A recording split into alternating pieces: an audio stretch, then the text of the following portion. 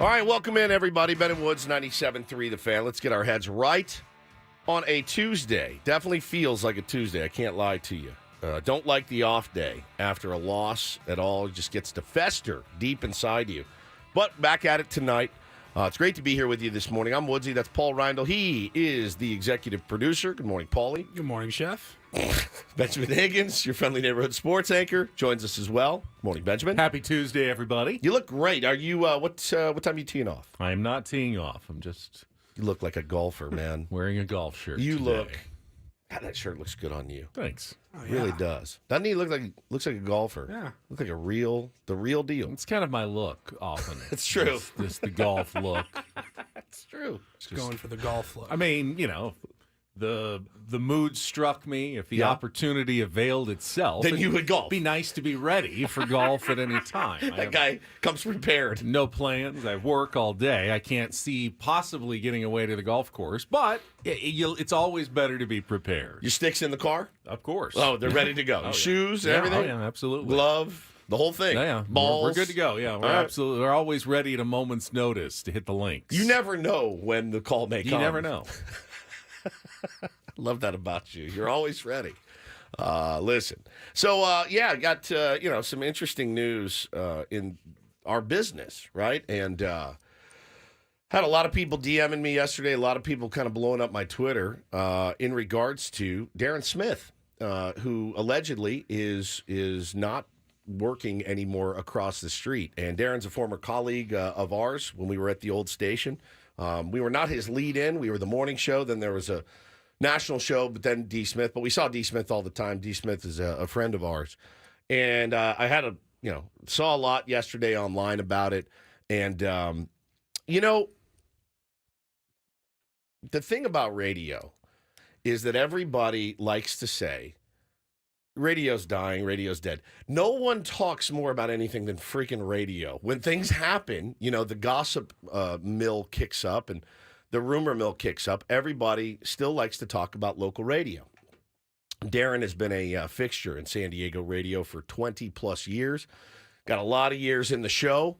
If they were going to hand out those player cards like they do in the big leagues, he's got two of them, right? A 10-year service time or whatever, he's got a couple. So Darren, very talented dude. It's 10-5. Yeah, he's got his 10-5 deal and everything. So a lot of people wrote me yesterday, hey, man, you guys going to talk about this in the morning? And, I thought back to kind of what went down at our station over the holidays. And I thought to myself, so many people. God, wasn't that fun? That was a blast. So many people around the holidays last year took it upon themselves to speak about things which they had no idea the full story. None. I never saw it reported accurately once, and that was from radio hosts, that was from newspapers, that was from smaller newspapers, that was from podcasters.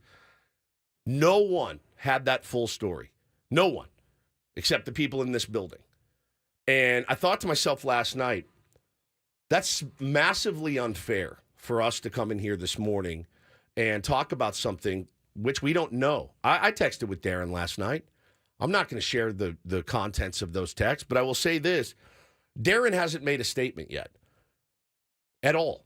And the company across the street, they haven't made a statement yet either. So it would be wildly gross of us and wildly irresponsible of us to go and do this morning exactly what everybody else did back in December. So we're not going to. I will say this. I loved working with Darren Smith. I hated being a competitor of Darren Smith. Hated it. I hated when he and I would butt heads. Because you know why? Because I idolized the dude.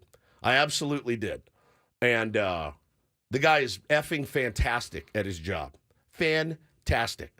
I couldn't listen to him when we were on the same station because I thought to myself, I'm going to steal his stuff. Not consciously, subconsciously. You'll hear some nugget, and you I'll won't even remember it, and then you'll spew it out the next day. So I would be like, I'm not listening. I can't do it, because Darren's really, really good at his job. And I'm so glad that he and I reconciled over the last 6 months or so, because the dude's fantastic. Funny story. I was next door at 94.9, And our program director said, hey, All Access, which is like the big media publication. I don't even think it's around anymore. I think it's gone away. But they did like 20 questions with Stephen Woods from 94.9. And it said at the bottom of it, the last one was, who do you listen to in your market? And Darren was my pick. And this is probably 3-4 years into, just being a DJ. And when we got the chance to work there with him, bro, I mean, we all know, like, you've worked with him before, Benny. But, I mean, I was like, oh, my God, we made it. Like, this is really, really special. So I'm not going to go off half-cocked about his company. I'm not going to go off half-cocked about him. Let's let him talk first, and then we can go out and Did the UT write a story yesterday full of lies and half facts? Not that I've seen yet. I thought that I missed it if they did. I haven't seen anything there yet on that. But, yeah, I mean, that was really gross. A lot of people took their opportunity around the holidays to get on their radio shows or get on their podcasts or whatever and speak, again, about things for which they had no idea the full story at all, not even close. And that sucked. That sucked for Adam. That sucked for us. It sucked for me. It sucked for a lot of people. So I'm not going to do that to Darren Smith. I respect him too much. I respect what he's done in this business way too much. And here's what I do know about him. He's one of the smartest MFers you will ever meet. You can rest assured Darren's ass is covered, and he's going to find something that, fulfills him more if that's what he's looking for. So, yeah, that's it. I'm not going to, I have no idea what went on behind closed doors. I just was checking on him as a friend. You good? We talked about the fact that he's got 20 years in this game, in this town. That is quite an accomplishment. So whatever he chooses to do. It's a shock to the system. It is. Whether you saw it coming, whether you didn't, like whatever it's weird. Situation. I mean, we were at a station that had the plug pulled, like literally. Right. You know what I mean? Like, no matter what, whether your contract's up, money, anything like that, you can see it coming or not. It is always a shock to the system. Yep. Your routine is off. Like, I'm glad you checked in on him. Man, like, I don't want to make it sound like it was bad while we've been competitors on competing stations with him. No, but he's just competitive. It sucked. Because, like you, I worked with him. I worked in the mornings, and then Darren would come in about 30 minutes later, and I would always make sure to go into the studio to fill up my water bottle, and I would pick his brain. Yeah. Because I was trying to, make myself known into this, try to get a leg up in this industry. Who better than Darren Smith? Right. To ask questions, ask advice, and he was always there for it. And I have always appreciated him and looked up to him in that sense. And I wish him nothing but the best if everything that's coming out is true. Yep.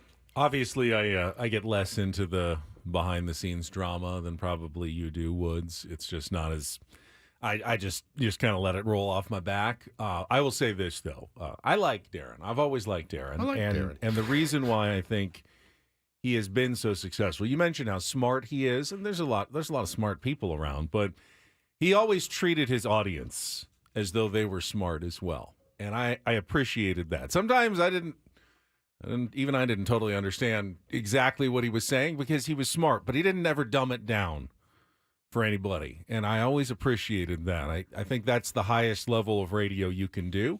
He would get smart guests on and ask smart questions of those guests. I try to emulate that as much as possible. If you noticed, we try to put some smart people on this radio program as much as possible, and I think that is certainly an influence I've had from listening to Darren over the years, being in sports, as long as I have. I've listened to many of his shows over the last 20 years, and that's one thing I've always absolutely admired. Smart people talking about sports in a smart way that hopefully elevates the conversation for everybody, because we spend way too many hours talking about dumb things in sports, even here in this market about the Padres, conversations that shouldn't even be had, and I want to try to elevate that as much as possible, and I thought Darren always did a good job of that, so I always appreciated him. Yeah, no doubt about it. So, that's kind of where I'll let it lie. Once we hear from Darren, it's a different story, entirely. But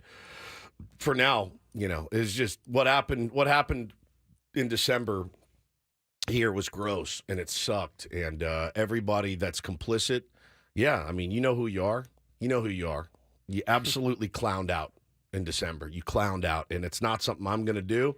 And it's that dude deserves a lot more than that. So, yeah, that's where we're at with that story. I wish him the very, very best. Be in touch with him, certainly. And listen, the invite has been extended. If he ever wants to come hang out and shoot the breeze, we got a couple chairs, couple mics here anytime he wants. So that's where we'll leave that story for the day. But if Darren's listening, not even worried about you, dude. Not even in the slightest. Not even a little bit. But yeah, this is a tough business. It's an unfair business. It doesn't make sense a lot of the time. But getting the whole story, it's kind of important. So that's what I want to make sure we addressed this morning. Certainly, a little bit of a slow sports night, unless you're a soccer fan. Which, by the way, last night Soccer Woods made an appearance. It was a good day for it. Just try to jump in, and then of course it ended up being a pretty rotten day if you were a Team USA fan. Which I think, based on my timeline, yeah, you're used to it. You're pretty much, if you're a Team USA fan, you're not. What were you really expecting last night? We were going through some of the comments this morning before the show, and I go, isn't this the same stuff people say about the team? Yeah, every 2 years, every couple 4 years, every whatever. Yeah, and Ben said, well, this team was supposed to be different. I'm like, I've heard that before. I've heard that my whole life. I'm 33 years old. My buddy, that's a massive. He was in radio with me. He was in radio sales. He was like my radio sales mentor. He's the biggest soccer fan you've ever known. He's a character. His name's Mark Bauman. I would actually like to get him on. He's so good at explaining it, dumbing it down for me. I texted him last night just to goad him, because we goad each other. I go, team of the future every year. And dude, that's BS. We're actually hanging with one of the best teams in the world. And he got all fired up. I'm like, bro, you're still falling for my stuff 15 years later? But he said, yeah, man, this was supposed to be different this year. And it wasn't. And I watched most of that game last night. And I'm glad I stuck around till the end to watch the postgame. Because the postgame was some of the most dynamic cutting commentary I've heard in a long, long time about the U.S. men's team. So we'll play that for you today, certainly. It's pretty good. Interesting audio, to be certain. We will talk about that. We'll set the menu for the show. We got some guests coming up today on a Tuesday, as well as the Padres get set to open a 3-game series against the defending World Series champion Texas Rangers later today. Padres talk, all that coming up with Ben and Woods. Don't go anywhere. We'll get our first check of traffic with Kelly. Off and rolling on a Tuesday here on San Diego's #1 sports station, 97.3 The Fan. Good morning.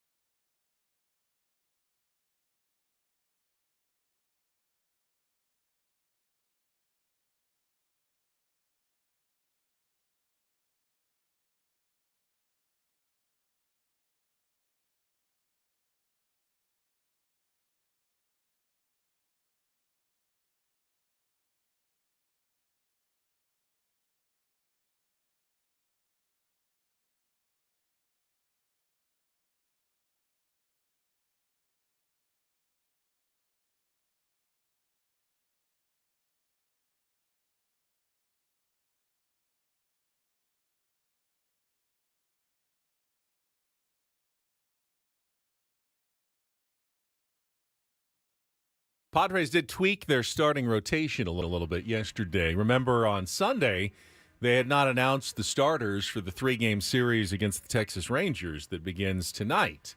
Mike Schilt said we'll get to that probably tomorrow. And they did, in fact, move up some guys, move around some guys. We'll probably hear more from that by Mike Schilt. So Woods left the studio for a minute, and he has left his computer audio on. Yeah. Which I can't. You do the show. All right. I will continue to do the show. I need to.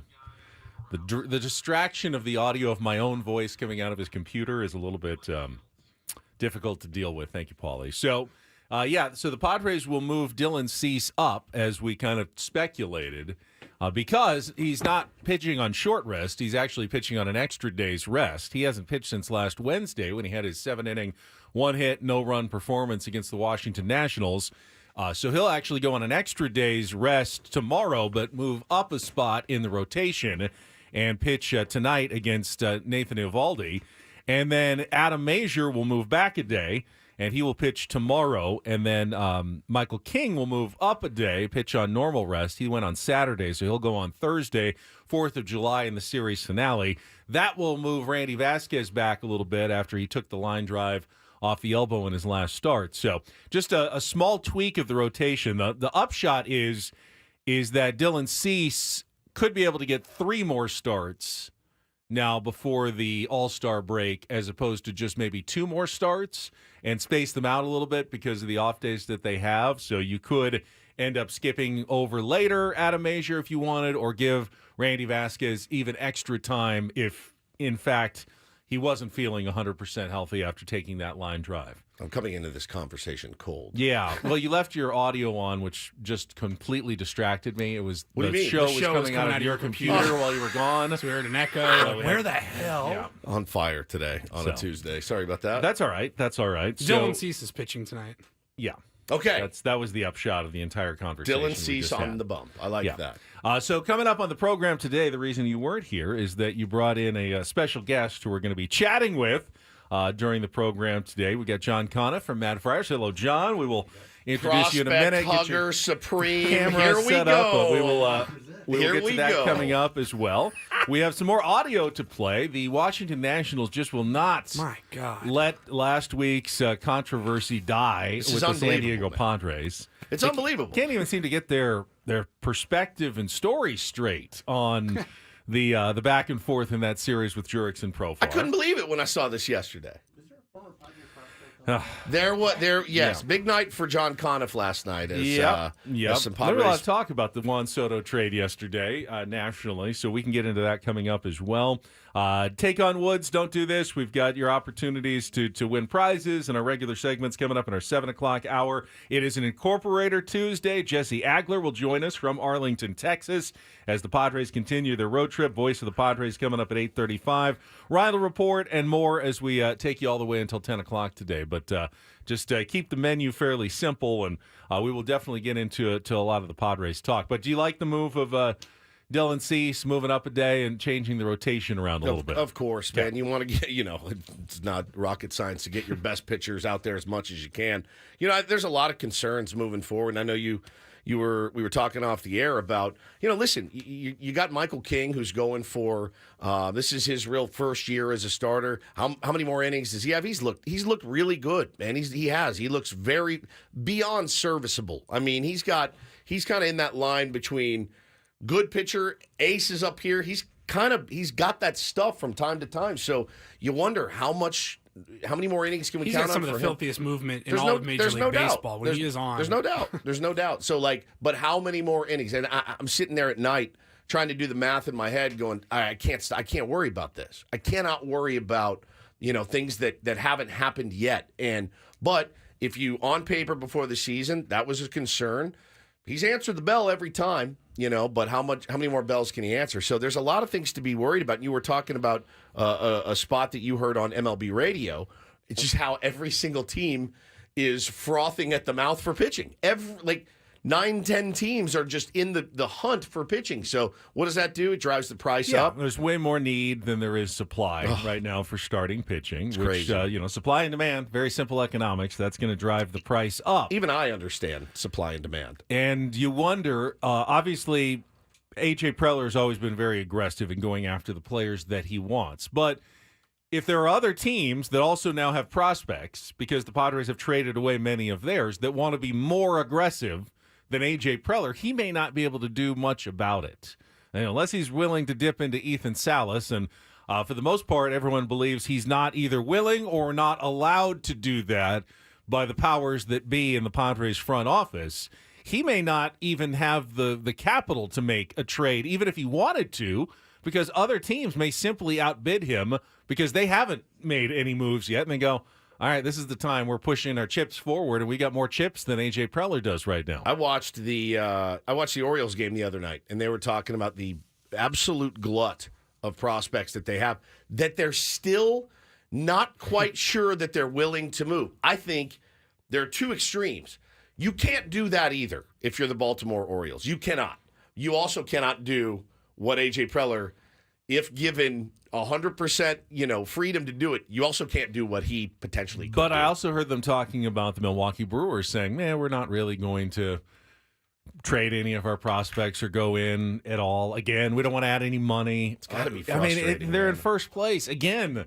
And yet they never seem to be willing to really go for it in the end and try to win a World Series. Pretty simple, then. Let's just try to get Devin Williams, because apparently they're willing to move people being in first place. So, yeah, man, it's going to be a really, really fascinating month in the game of baseball. As July usually is, this year feels a little bit different. And so we can break all that down for you as well. All right, let's take our first time out here. Well, second time out, technically. We'll come back. If you want to play some of that audio from the Washington Nationals, we can get into it. We also have John Conniff in studio for Matt Friars, so we can talk about what is actually in the minor leagues that the Padres could use to try to attract some starting pitching here at the trade deadline, which is coming up later this month. We'll get to all of that coming up with Bennett Woods on San Diego's #1 sports station, 97.3 The Fan.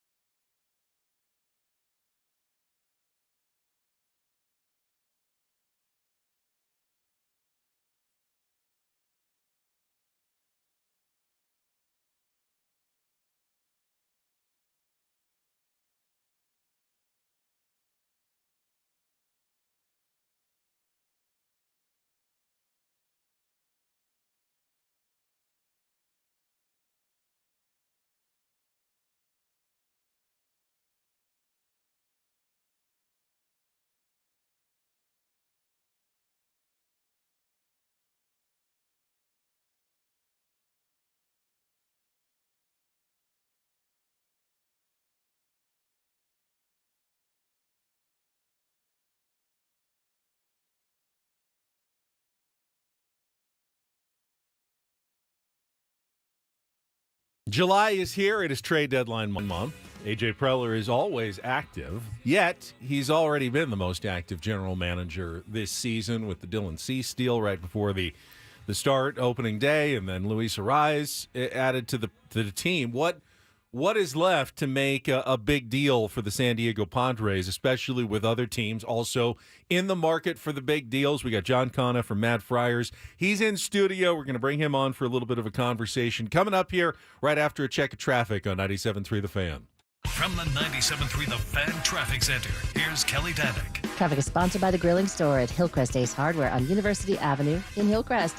Couple things to watch out for in your travels. South 5 coastline right before Del Mar Heights Road. We have reports of a truck with a blowout in the Center Divide. Freeway Service Patrol might need to run a brake to clear that over to the right shoulder. That's South 5 before Del Mar Heights. Also traveling on northbound 5 near Balboa. Watch out for some debris in middle lanes. Get fired up for the summer now through July 10th. Save $50 when you buy a new Weber Spirit gas grill. The Grilling Store at Hillcrest Ace Hardware, where service still matters. I'm Kelly Danick with Ben and Wood, San Diego's #1 sports station, 97.3 The Fan. If you're a serious Padres fan, Mad Friars and all of their reporters and people who cover the Padres in the minor leagues are a must-follow on social media. And John Conniff is here. Now, John, how does the Mad Friars structure really work? Welcome in. Are you like the CEO? How's the organization structured? I guess probably I'm like the CEO, and David J is the chief editor. Calls me an idiot about on a daily basis. Then you Big David J fan. But you're not, over here. you're not officially connected with the San Diego Padres organization. You're independent. Fans, people who cover the team who are interested in the minor leagues of the San Diego Padres, and you offer honest perspectives of what you see of the Padres and the minor leaguers, and you actually have people on the ground in the different cities like Elsinore, Fort Wayne, who go there throughout the year to get, well, at times at least. We have 5 of us. Also, we have Kevin Charity, whose seat I'm sitting in, and it's kind of roomy to give Kevin some grief. And then we have Mark Wilkins and, of course, Ben Davies. So the big thing about us, we don't have any dedicated person just there. We try to go around and we try to see them, and I think that gives you a better perspective, and you can see how different people are progressing. And I think one of the better things about the site, and it's been a big credit to your guys' program and the other ones that we've been on, as you let us come on here, I think, and just report, and this is what people are this is what the players are kind of doing at this level, and this will tell you this is what we think they need to do to get better, this is what they need to work on, and this is what they're doing well now, as opposed to me sitting here saying, let me tell you about DeVry. He's going to be the everyday shortstop for the Padres, and in 3 years he'll hit 20 home runs. And I think that's what listeners and people get upset about, because anyone can say that, but no one knows that. I sure don't know that. I mean, we can talk about, we'll get into some of the guys, what they're doing well, and things we need to see them do better. But yeah, thank you for the nice words on Mad Friars, and we always appreciate you guys having us on. Now, me and you go back and forth a lot. Yes. John will listen to the show in real time. When we start talking about prospects, he'll start texting me, and I love it, too, because he gives me information I didn't have. It makes me seem smarter. But also, he knows that if I had the keys, that I would be more like AJ Preller and less like maybe a more conservative general manager. Well, every time I listen to you, and I do listen to you guys in D.C., there might be 5 or 6 guys do that, and that's me. And I always, I listen to Paul and Steve, and I always want to sign up for Colonel Budget, because I am in his corner more than this. I mean, I think I should even have a position, because Captain CBT or something like that. Because what's right below a colonel? Yeah, Captain. Yeah. Captain Sure. Captain Yeah, CBT. I'm fine, because the thing is, like Steve and Paul want to win, and they'll be going, hey, why don't we go get Giancarlo Stanton? We'll get $33 million on that. Now listen. You can be sergeant budget. We need non-commissioned officers as well. I can do that. Yeah, I'm exaggerating. I do not want Giancarlo Stanton. No, I know. For the record, unless we can get him very cheaply. But if I can take a shot, I'll take it. Yeah, fine. Yeah, of course. No, I get it, and I do understand it. And this has been a wild team to cover for the last 6 years since we've been doing it. It's been a wild team to cover, and really no prospect stone has gone unturned. And I think maybe my perspective has changed a little bit, and I said it. I'm not worried about AJ Preller being able to refill the farm cup, because he's continued to do that. And every now and then a trade will happen where you'll see people go, oh my God, I can't believe we parted with X. Right. And then 5 years goes by and X still isn't doing anything at the big league level, and it's like, well, they took a shot, and of course, man, to go back with hindsight and look at bad trades. I'm a genius. No one can evaluate a bad trade 3 years after the fact like I can or Ben can or you can. I know it's hard to part with these guys. Now, I have softened a little bit and said, if you've got two untouchables in your system in DeVries and Salas, sit on them. You don't, there's no need to trade those guys. I've seen enough video on both, and I've seen Ethan Salas in person where I go, oh, yeah, no, keep him. Yeah, keep him. The problem is there's just no guarantee. There's no guaranteed prospects out there. There's some that you feel like are close, and you look at and you go, he's a can't miss. How many can't miss guys have there been in the history of baseball? It's thousands and thousands and thousands of number one draft picks, and it's just really tough. I do like to win. I do like to have an exciting team to cover. I like a team that's all in, but that's my personality. Being careful. Tomorrow's not promised to anybody. So I think that if you can improve your team again while hanging on to those two guys in particular, I'm all for it, man. Well, the thing is, I think, one, that's a good point. We can have a lot of fun and joke around about prospect hugging and all that stuff. But the point is, you're absolutely right that the prospects are suspects. As much as I don't like that commentary, that's true. Yeah. But the thing is, you got to turn on the flip side. If you look at Eric Hosmer, someone like me or you who wants to win with the big club would go, okay, we're bringing in a guy. He's been part of 2 World Series championships, good leader and all this, and you're wrong on him. Yep, 100%. And you're still paying him. Yeah. Okay, if I'm wrong on someone like Adam Mazer, all right, okay, if I'm off on that, then he's gone the next year. It's $600,000 or something. Right. Haas is still sitting there, and more power to him. I have no problem at all as a working man with him being paid $13 million not to play. But that's the biggest problem. I mean, you look at Xander Bogaerts, and I lost a considerable bet where I think I caused a minor shortage of pork and lamb to Eric and Danny on signing Xander Bogaerts. You liked the move. Yeah, I did not like the move. You did not. I was against it. I said, "There's no way they're going to sign Bogaerts because that means they can't sign Soto, and the team wouldn't be dumb enough." And then Eric called me an idiot, and I bet him, and I lost. And listen, even Xander's still up in the air, right? The totality of Xander Bogaerts has yet to be seen. Great guy, wonderful person, but I mean, it's an 11-year deal, and even you look at the biggest problem I have with AJ is, I like the trades. I like how the scouting system works, and we can kind of get into that. The problem they've had is just they've tied themselves up with some extensions. Yeah. And most of the trades, like you mentioned, aren't they good? Like, how many people remember the main guy that gave up for Joe Musgrove was a guy called, I think it was, a Texas center fielder. They got Hudson something or other. Hudson Head? No. Yeah, it might have been. I'll look it up at that. But anyhow, he's in his 3rd year of High A. Right. Hudson Head. Hudson Head. Yeah, it was right. It was a tremendous. David Bednar.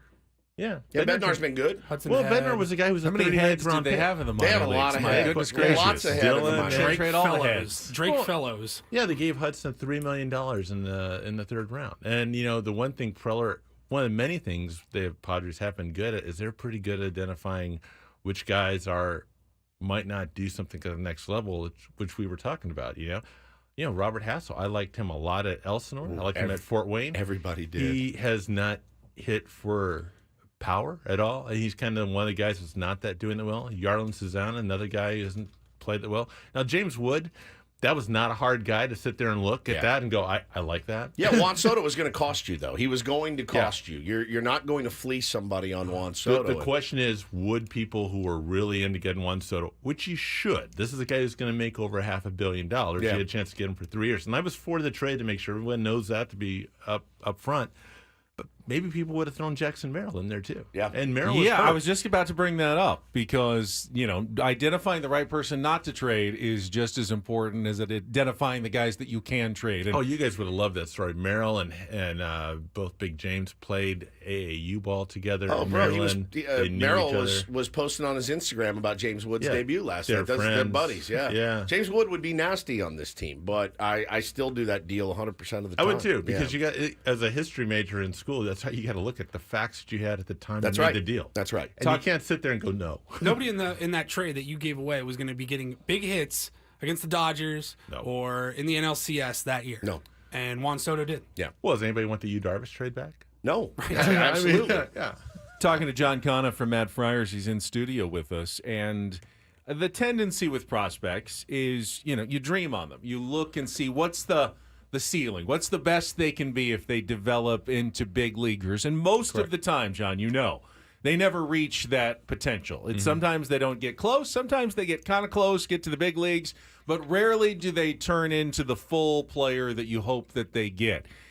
Jackson Merrill, in my mind, has almost already superseded some of my biggest dreams of what he could be as a big leaguer in the first 3 months in the big leagues. Hi, this is Jackson Merrill. Where has this exactly come from? Did we miss a little bit on Jackson Merrill? Even the dream of Jackson Merrill, the reality has been better than the dream of, like, in about 3 or 4 years, he might be something close to the player he already seems to be right now at age 21. Well, since we've been a little critical of the Padres and some of the things they've done, you have to also give him a lot of credit. I mean, Merrill was a guy, I think, when he was a sophomore in high school, I think he told me he was about 5'8".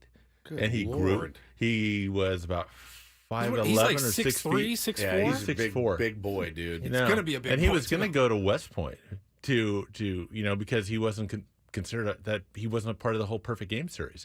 Then he got the University of Kentucky wanted him, and then the Padres got him in the first round. But when I talked to Chris Kemp, he's playing in Severna Park, Maryland, which is between Annapolis and D.C. They're trying to evaluate him when the guy on the mound is throwing like 70 miles an hour. All right? That's adult ball, Yeah, dude. pretty much. And so, I mean, they did a really good job of having him come over. He got bigger and it grew. And the thing, too, about Merrill is, all right, here's a hot take, so you guys can mark this. Merrill never played a game in center field. Never, he told us. us. So I think as a prospect guy, maybe you should play a couple games in the position you have before you go to the big leagues. Right. That's my wild take right there. That was like one big criticism, because we asked him when he went to Fort Wayne last year, hey, going to play him in their position? No, we see him as a shortstop. And kind of, you guys go back to your little website and play around with that. Yeah, right. Okay, all right. Sure, fine. And then in San Antonio, they moved him to a little bit, couple games to left field, and to a game or two at second and first. The big thing about Merrill, which I thought to be honest, show I'm wrong, I thought he should have been back for about a couple months, just in San Antonio, to get at least more than 48 games. But he's been able to make adjustments on the fly, which is really difficult to do. A guy they have in AAA right now, Graham Pauley, who was a big guy, he's struggled. And you can kind of see he only had 10 games at AA. And that's the big difference. At AA compared to high A, guys are much more consistent with their breaking stuff and off speed. And that's a lot to do. As someone who still plays baseball. Yeah, I mean, those pitches get a lot more real at the AA level. It is. It's staggering that anyone ever puts the bat on the ball. Sometimes when you watch some guys throw and you go, how do you even approach this AB? No, it's been awesome to watch Jackson play. And look, I think you do have to give them credit for that too. But again, for me, I always give the majority of the credit to the player. Of like saying, because we straight up asked him the same question. You ever play center field? Never, not once. Oh, okay. And his words were essentially, but I get to play in the big league, so I'll play wherever. Same with Jake Cronenworth. He's like, I don't care where you think I care where I hit?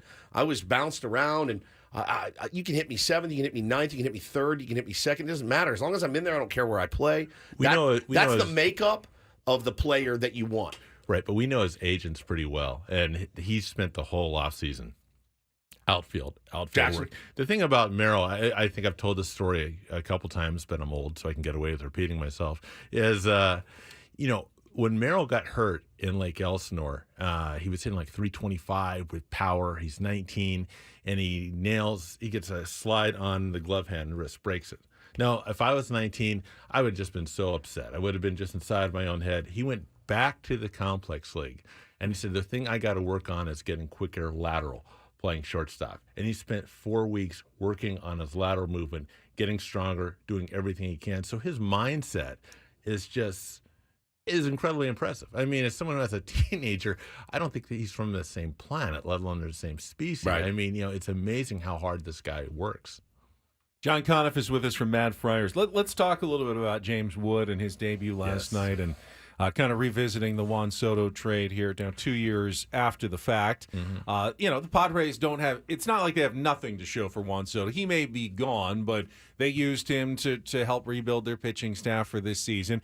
I don't think in any stretch of the imagination, though, you would trade Michael King and Randy Vasquez and Johnny Brito and Kyle Higashioka for Mackenzie Gore and C.J. Abrams and James Wood, even if Drew Thorpe was thrown in there. So in terms of the players they have now versus the ones they gave up, that's not a successful exchange. Now, you also had Juan Soto for a year and a half and made a run to the National League Championship Series, which is worth something in value. But how do you now evaluate that based on the continued development of the now former Padres prospect with the Washington Nationals and what the Padres did ultimately get out of Soto?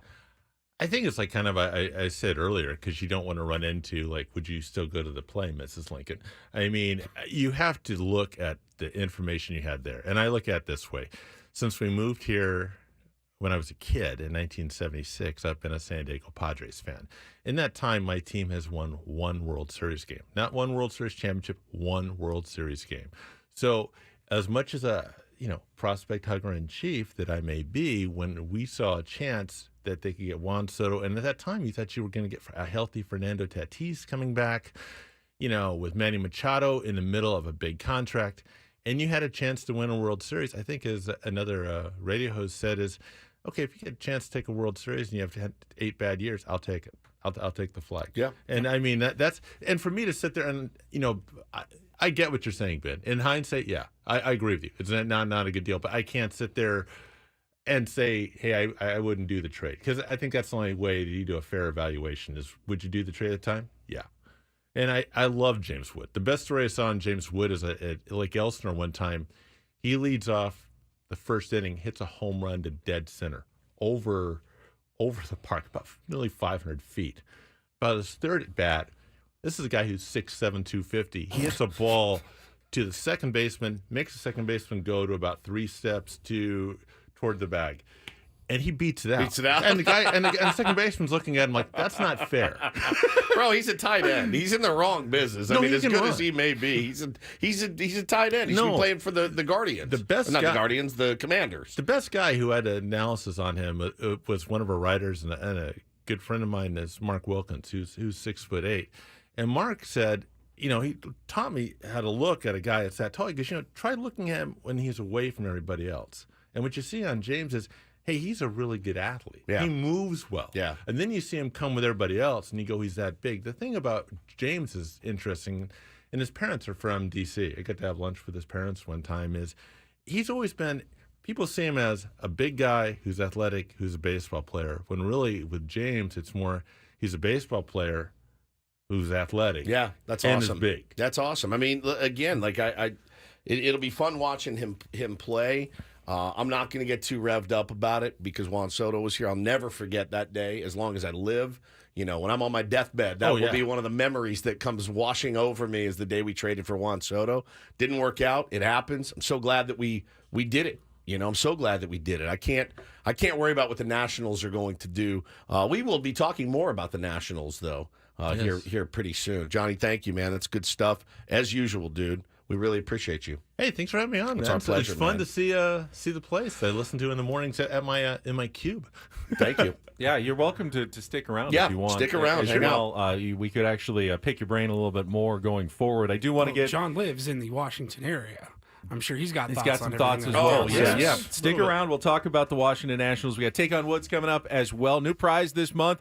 Got the Rio getaway, including the day bed at the pool, a dinner for 2 as well. Chance to take on Woods coming up in our 7 o'clock hour in our next segment as the first hour flew by here on a Tuesday morning. More Ben and Woods coming up next on San Diego's #1 sports station, 97.3 The Fan.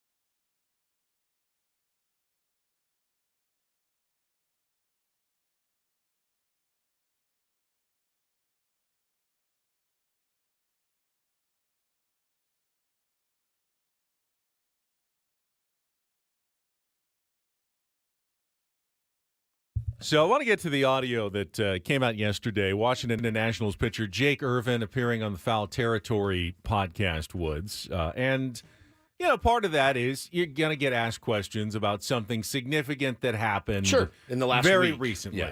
I doubt he said, hey, guys, I really want to come on your podcast to talk about this incident that happened with the San Diego Padres and Jurickson Profar last week. So I'll at least understand the circumstances. You're going to sit down, you agreed to do it.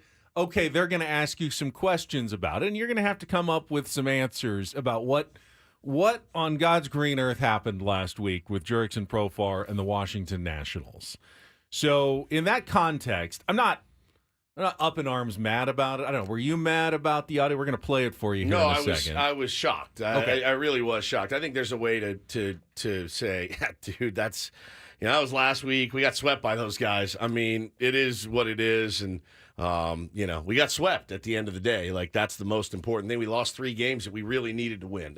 There's your answer. Like, AJ Pierzynski's not going to go, yeah, but tell me again more about Jurickson Profar and what he did. Tell me exactly what was said in that to disrespect your team, et cetera, et cetera. And so I wasn't mad. I just kind of rolled my eyes and went, bro, again, you're talking like Jurickson Profar did something to you personally. And even if he did beat his chest and look into your dugout, you've been playing baseball your entire life. That's never not been a thing. It's never not been a thing. And it's even more of a thing now. So I don't know what turned the Nationals into the arbiter of all things unwritten rules and, Lord Baseballs again. But, it probably comes from the top at Davey Martinez. But again, we get walked off on. I'm loading my bag and I'm walking to my car. Like, I'm not standing there going, do something. I dare you to do something. You're going to find something if you're looking for something every time. I think let's play the audio from Jake Irvin. I think what's missing is just a coherent explanation. Correct. The Nationals can't even seem to come up with exactly why they were so bothered by Jurickson Profar. But this is a Jake Irvin, Nationals pitcher on Foul Territory. What's the limit? And this isn't just meant for Profar, but you as a player. Like, for me, I was like, you hit a walk-off, you can do whatever the hell you want, because I'm not watching anyways. I'm going back to the dugout, and I'm going back and getting out of my sweaty gear and clothing. So what is there a limit that you think that players should have, or is it a case-to-case basis? Because I just thought, I was like, yeah, you hit a walk-off, do whatever you want. Yeah. I think it's, like you said, it's case-to-case basis. It's not. Do whatever you want. You won the game. You did something really cool that people dream of doing, and it's a special moment. I think for me personally, you keep it within your team, make it about your boys, and make it about your family. When you bring it to the other side of the field, there's just a little bit different feeling for a celebration like that. I was going to echo that same statement. Pause for a sec. AJ, I'm with you. I don't know who that is. Who is that? The next guy that's talking? Anybody have any ideas? That guy right there. Was that former... Who is that? God, he looks familiar.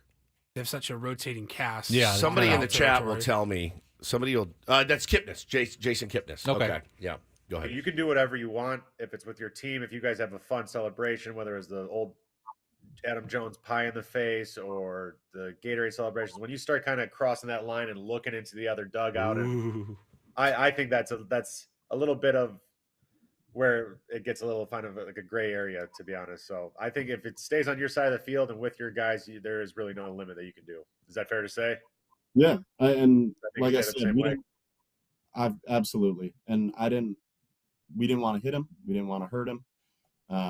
Guys were over it, 10 minutes after the game, but we talked as a group and just said, that's something that we don't want to put up with as a team. And it's part of this scrappy attitude that. So they weren't over it. So they clearly weren't over it 10 minutes after the game. Clearly. We have each other's backs. We're here for each other. And part of that is doing what Cabert did and just standing up for his guy. I like it because I don't, sorry to still go. I don't want to get too far away from where the game polices itself. I think that was still one of the best parts about baseball that I grew up to love about the game, and the way it handles itself and players handle other players and intricacies of the game. So I don't think we should get too far where it's like, oh no, you can't do any of it now, where it's like there's still got to be some of it. Yeah, I mean, we're all adults, man. We know Are what's you? right. Yeah. We know what's wrong, and when guys take it too far, I think that you know, like the even in your own dugout, So um, when something like that arises, I think that as adults we can handle that the right way, and if you got to police something, you got to police something. All right, so that's Jake Irvin, Washington Nationals pitcher on foul territory. If you got to police something, you got to police something. right, that sure sounds like if you got to drill a guy, then you drill him. Here are my thoughts. If there was any policing going on, the Washington Nationals are the worst cops ever because they didn't teach Jurickson Profar any lessons at all. No. In the end. And in fact, if there was any policing that went on, Manny Machado did the only policing. He taught Keibert Ruiz, you're not touching my guy. I bet Keibert Ruiz never pokes a finger into the chest of another batter again. So if any policing was going on, the Padres did all the policing in that situation, not the Washington Nationals. And ultimately, I don't think, as he said, I don't think the Washington Nationals were actually that bothered by Jurickson Profar. I think the Washington Nationals have an internal issue, and they're trying to come together around something, and they thought this could be our excuse to come together as a team. Let's make a big deal about this, and maybe we can all at least seem like we're pulling on the same rope and do something about it because they seem to be, they're a young team. They got a lot of young guys, and this is just a way. Maybe it's Davey Martinez. Maybe it's a couple of the veterans who are going, let's just grab onto this and say this is what's going to galvanize us going forward. Whether it's true or not, whether it makes any sense or not, sometimes you just look for something and go, this is something we can rally around. So let's rally around it. Guilty of it Even myself. if it makes no sense at all. Sure, man. Guilty of it myself. Michael Jordan did the bit, creating stuff that people said to him that they never actually said. They didn't say it. Hey, good game, Mike. What? I actually never said that to Michael Jordan, but he went out and hung 50 on us the next time we played him. I think, where it starts and stops for me is we didn't go at your chin. We didn't go into the stands after a fan. We didn't throw at any of your players. At the end of the day, in a court of law, if I'm submitting the evidence, the Nationals were clearly in the wrong. We didn't poke anybody in the chest and tell them what they're doing is wrong. You were pissed that you took a lead, and then you blew it, and you were pissed, and you stood there on the field, and you were looking for some S. You were looking for it. You should have been, as soon as that ball hit the ground, you should have been packing your stuff. You shouldn't have been standing on the warning track looking to start any grief, and you certainly should not have sat and poked a 10-year vet in the chest if you're Keibert Ruiz and you're negative WAR. You do not get to do that to Jurickson Profar. You haven't earned it at all. You haven't earned it. And for him to sit and poke him and prod him, I couldn't have been happier with what Manny did. I couldn't have been happier. He did not just jump in the middle of them. He grabbed that dude, he pushed him away hard, and then he put his arm around him and said, hey, we don't do that. You know better than that. And Keibert, because Manny's an actual police officer on the field, and the Washington Nationals are the Keystone Cops. Yeah, bro. In this situation. I can't believe that they're still talking about this and talking about how, it brought the team together. You end up losing every game in that series. Worry about your closer blowing a huge lead. Worry about getting hits with runners in scoring position. Worry about taking care of business in a couple of games you needed to win there, and you had a chance to. Maybe they should re-sign Jonathan Papelbon so he can attack Bryce Harper. That guy is a lunatic, man. Holy cow! It's been ridiculous. It's been way overblown. And I can, you know what, man? I've seen Bryce Harper celebrate that way, beating his chest, looking in the dugout. I've seen guys hit home runs, looking into the dugout as they're running to first base. Okay, you didn't police anything that day. You really didn't, and I think you made yourselves look a little bit foolish. And you know our stance on it. I thought it was ridiculous. Jurickson Profar is an emotional player that just took 97 to the chin. And I want to turn that around. We do need a contestant for Take on Woods here. We're about a minute away from our game. If you want to call in, try to challenge Woods in our musical trivia contest, 833-288-0973. Call right now, 833-288-0973. Keep in mind, remember, they walked Luis Ariz to get to Jurickson Profar. They could, guess what? They could have struck out Jurickson Profar, and they would have celebrated. I bet their pitcher would have, fist pumped. He would have been demonstrative. Been very demonstrative, and they would have earned it, and it would have felt really bad for Jurickson Profar to not have come through in that situation. So it's only fair that when you do come through in that situation, and this is baseball, so it's a lot harder to come through with a winning hit than it is to strike out or pop out to end the game. The pitcher, the defense has the advantage there. What an AB, too. So when you My come God. up with an AB like that, after they have just intentionally walked another player to get to you in that situation, it would be weird if Jurickson didn't have some sort of normal human reaction that probably involved looking at the other team that made those decisions to set up that scenario to begin with. It's happened for 100 years, and it's going to happen for 100 more. And I think you make a really valid point. They're looking for any shred to hang on to bring their team together. It didn't work. It didn't work. You lost. You lost 3 games in a row, games you needed to win.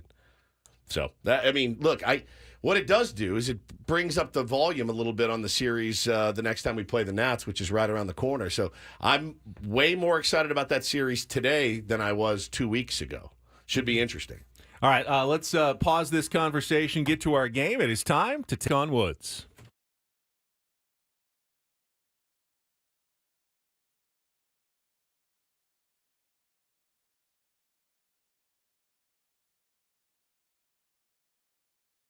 We got John Conniff in studio. He says, I never do well in this game. Let's go with Russell, line 2. Russell, are you there? Yes, I'm here. All right, you're in. You're our contestant today. Take on Woods is brought to you by Valvoline Instant Oil Change. It only takes 15 minutes, and you don't have to get out of your car. For directions and discounts, go to SoCalOilChange.com. That's SoCalOilChange.com. You know how it works. 5 questions of musical trivia. You go first. Woods is in isolation. He will come back. Same 5 questions. If you beat or tie him, we'll put you into the grand prize draw. You can be the first this month for our grand prize trip to the Rio Las Vegas, 2-night stay, dinner for 2, and a day bed at the Rio Pool, the Rhythm of Vegas. Book now at RioLasVegas.com. All right, Russell, you get the advantage of picking our category. Here are your choices. Keep the change. Those are song titles and artists that include a type of coin in the name.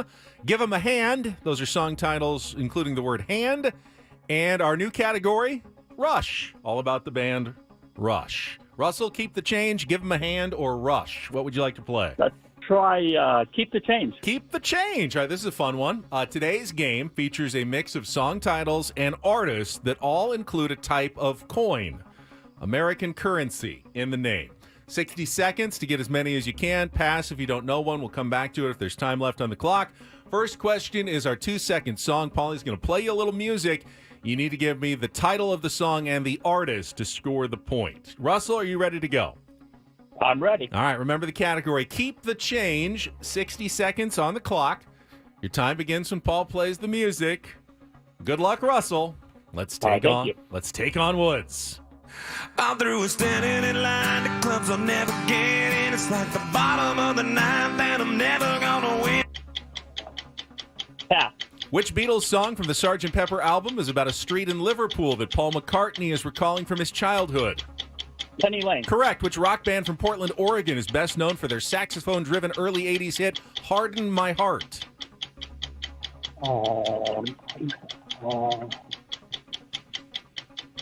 I know this one. Quarter Flash. Correct. Which California punk band took its name from the villain in the Stephen King horror classic It?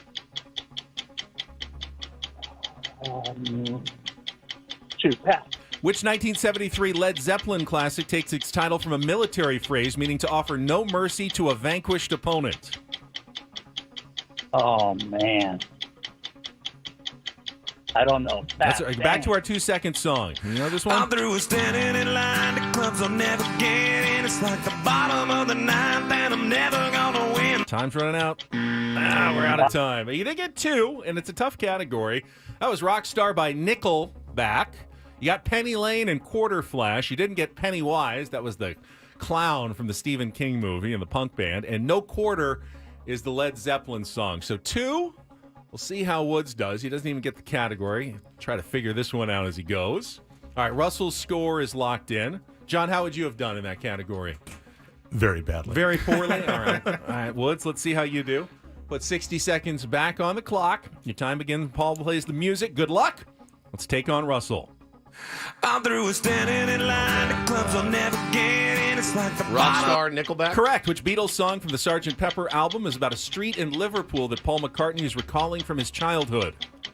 Pass. Which rock band from Portland, Oregon is best known for their saxophone-driven early 80s hit Harden My Heart? Quarter Flash. Correct. Which California punk band took its name from the villain in the Stephen King horror classic It? Pennywise. Correct. Which 1973 Led Zeppelin classic takes its title from a military phrase meaning to offer no mercy to a vanquished... No quarter. Correct. Let's go back to our two... Oh, no, you got that one. Let's go to which Beatles song from the Sgt. Pepper album is about a street in Liverpool that Paul McCartney is recalling from his childhood? You got 4 already. Can you complete it? This is going to make me nuts. I'm going to know this one. You are going to know this one. Do you need a lifeline? No, I'm good. I'll pass. I'm out. All right, you got 4. Taint Street. It's not. It's Penny Lane. Penny. Idiot. Somebody in the chat said that was not on Sgt. Pepper's. Was it not? Oh, well, that's that. That's Russell a good got one, it, I so I'm knew, not going to yeah. feel too bad. And Woods won 4-2. So, Fair enough. did you get the category? Did you figure it out? Something with change? Yeah, keep the change. Keep Very the good. change. Nickelback, Penny Lane, Quarter Why Flash, couldn't I think of Pennywise, Penny Lane? and no quarter. I love no quarter. Oh, God. Very good, Woods. All right, no qualifiers yet. Russell, thank you for playing. And I we'll love- try someone else tomorrow. Harden My Heart kicks Harden so My Heart much. is good. Paulie, can you call up? That was absolutely one of my It's so favorites. It is a good one. Kind of a one-hit wonder, but very good. So we got Don't Do This coming up next. And you don't know this, but Paulie and I were talking about a story that you are going to lose your mind. You were in the restroom this morning at Really? 5:40. About, yeah. Oh, I can't wait. Padres Ben brought fans- this up, and I go, hang on. I don't know that That's Padres- a Don't Do This. Let's not even tell Woods. Yeah, and I don't know that Padres fans are really aware of this yet, but it's not good, people. My stomach It's not hurts. good. I can't wait. I know, and it should. It really should. We'll get to that coming up next after traffic. Oh, God, what a tease. With man. Ben and Woods on Strap in, 97.3 The Fan. Oh, boy.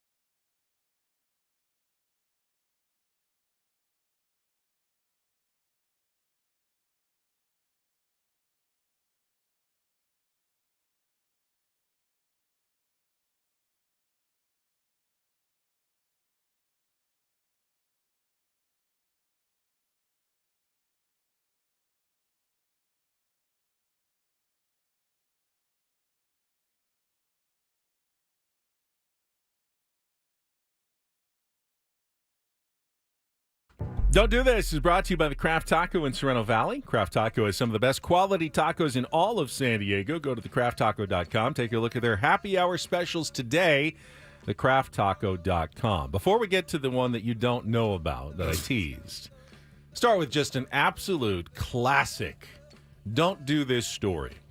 Jamarcus Russell, remember, former number one overall draft pick of the Oakland Raiders back in the day. Yeah, we've talked to Amy Trask about that pick before. Yeah, we so started as a do this story. He was volunteering as an assistant coach at his alma mater, Williamson High School in Mobile, Alabama, giving back to the kids. Home of the leprechaun.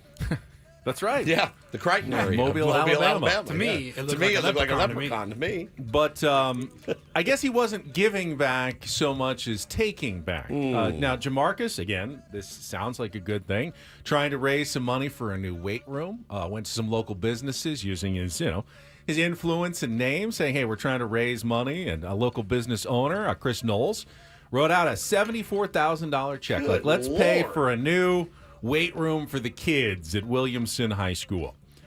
Unfortunately, the school says, we never got that check. Jamarcus just deposited it into his credit union account and then promptly withdrew $55,000 of it. Ooh. Jamarcus has been relieved, if you can be relieved of your duties as a volunteer assistant coach, and he's now facing a lawsuit from the school and the donor over the missing $74,000 check. Not the brightest of criminals. No. I would say. Did you really think, my man, you were going to get away with that?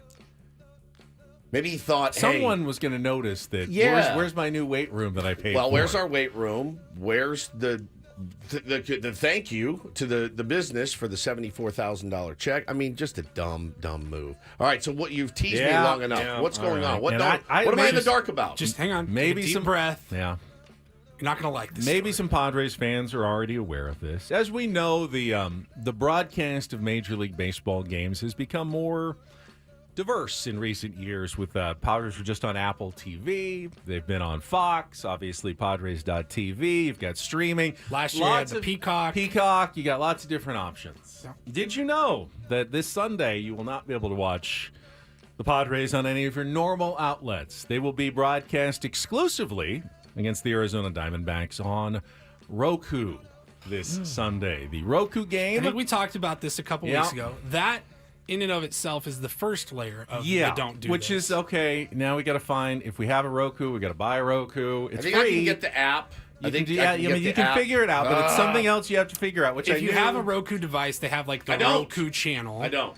So I think you can just download the Roku channel. I do have a Roku, so I'm not too worried about it. But I know that there will be fans who are concerned about this. But that's just the just the tip little of the tip of the iceberg. So Roku is also in charge of naming the broadcasters for the game.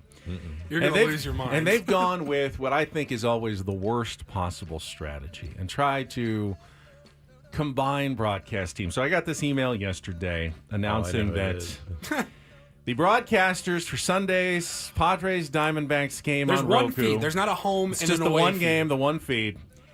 Play-by-play, Don Orsillo. Oh. Yeah. Oh, no. And the analyst. No. Butter teeth? Bob Brenly. Oh, Brenly. Brenly is going to be the analyst with Don Orsillo. I'm actually relieved because I thought it was going to be Oral Hershiser, but Brenly's no better. It's Padres Diamondbacks, so you'll have this mixed booth of Orsillo and Brenly for the entire game. Butter teeth, Oral Yeah, it's Hershiser. Oral, Okay. yeah. You brush your teeth, bro. Your name's Oral, by the way. Think that is... No, it's Brenly and Mike Pomeranz on the sideline. So we do outnumber them 2-1, but just either get a neutral team or just pick one or the other. Yeah. But to try to meld the two broadcasts is a terrible idea. It never works. Now, Don is just the most consummate professional. That worries me a little That's bit. exactly It what does. I said. Yeah. Yes. Brenly's going to be on his, tirade about Manny Machado, and bike chains, whatever he's going to say, and Don's just going to kind of roll with it because that's who Don is. See, and now the thing is, I may not watch because I don't want to find myself getting upset at Don Orsillo for not defending our guys, you know. It's putting Don in a really tough spot. It really is, man. It really, really is putting him in a terrible, terrible spot. And, oh, my God. Well, Brindley's known for his restraint. Yeah. Brindley's known for his restraint. Known for his very, bro, the stuff he said about Tatis and those guys years ago, terrible. Horrible. Should have lost his job. The Manny Machado stuff was absurd. When Manny dropped his bat. Hit a foul ball or whatever, dropped his bat, and they're, oh my God. Beat Marcus the Empire Stroman Sons. Yeah, on the Mets. Stroman. Yeah, That dude. might have been worse. That was terrible. He's terrible, man. He shouldn't have a job. Those guys should be put out to pasture, dude. So Would you rather have? I think they're who's it? Steve Berthium. Yeah, Berthium's Would you not rather bad. have him do play-by-play with Mud? Yes, Yeah. all day long Over Don with Brindley? No offense to Don. We're No, saving, no, we're no, saving no, no. Don Saving you. from a tough situation. I can't watch now, man. What time's the game? That's a 110 normal time. It's just on Roku. I'll be watching Bo play actually. So maybe I'll just watch the game cast or something to save myself the. Somebody's got to watch it though. Somebody's got to take one for the team and let us know, because Brindley's not going to be able to control himself at talking about Profar and how animated he is and all the other little jabs that he likes to take. We all know where those things come from. So, oh God, I do not like this idea. I do not I wouldn't want to hear Joe Davis and Mud. You know what I mean? I don't want to hear that. Joe would put me to sleep. Mud would keep me awake. It's like a broadcasting speedball. Well, hey, Apple TV, like we saw last Friday, they give you the option to sync up the radio feeds. But even if they don't have that option, at least just bring in a completely neutral cast. Yeah, I agree 100%. All right, and a little bit better news. DD Mega Doo-Doo. Talking about our San Diego Padres. I like the All-Star Futures game that they do every year. It's pretty cool. I know John Conniff. I mean, it's like your Super Bowl, man. Bunch of prospects out there. Just hugging. Just can't help myself. Did want to give a shout-out to the two Padres that did make the National League roster. A catcher you may be familiar with. His name is Ethan Salas. And certainly picked on his ceiling and not his performance this year. But listen, I mean, that goes to show you what people actually think about him, what he's capable of. And then, of course, we got a starting pitcher in there, or a starting pitcher in there as well, and that's Robbie Snelling. Ben, he's going to be making an appearance as well for the National League Futures. I see James Wood is listed among the outfielders. I would think that if I'm Wood at this point, now I'm a big leaguer now. Yeah, I'll pass. Not a future anymore. I'm a present. Owen Casey? Cassie was a late former Padre prospect, third or fourth round pick by the Padres. Never played a game. He was sent over in the Yu Darvish trade. Yeah, so he's in there as well. Maybe a lot of the guys. That kind of what we were saying early on. A lot of the guys who were bigger prospects in the Darvish trade never really panned out. So it's kind of like looking at the Musgrove trade. He's still in here grinding. I think he's in AAA this year. Yeah. He had some power. Canadian kid, left big kid. Nice. Yeah. Well, there you go. That's don't do this. That was Don't Do This with Ben and Woods on 97.3 The Fan. So while we still have John Conniff in studio, when we come back, we're going to evaluate. Well, actually, Ken Rosenthal going to evaluate the job AJ Preller is doing as general manager this year. We got some audio for you.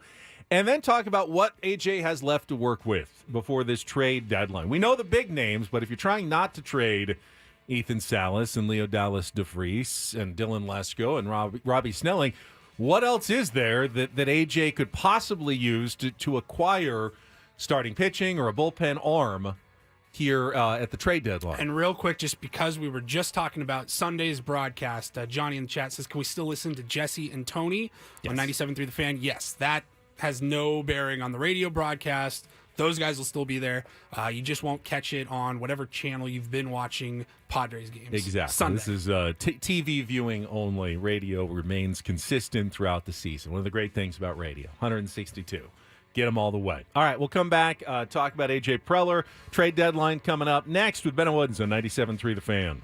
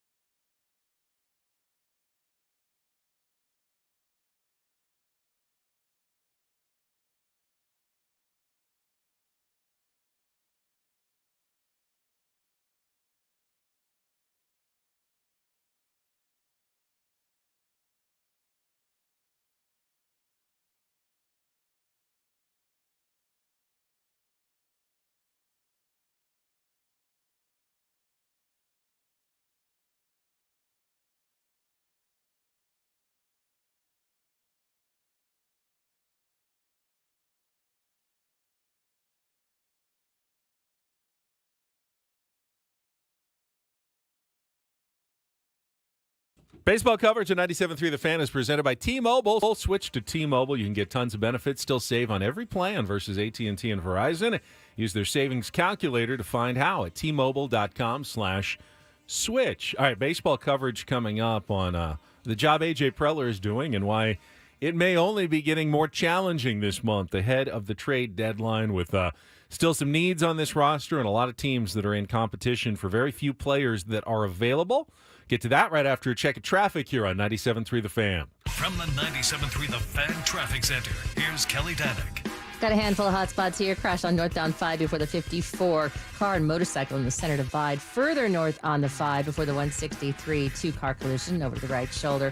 We've also got a stalled car partially blocking the transition ramp westbound King Freeway right at the North 805 connector. I'm Kelly Danick with Ben & Woods, San Diego's #1 sports station. 97.3 The Fan.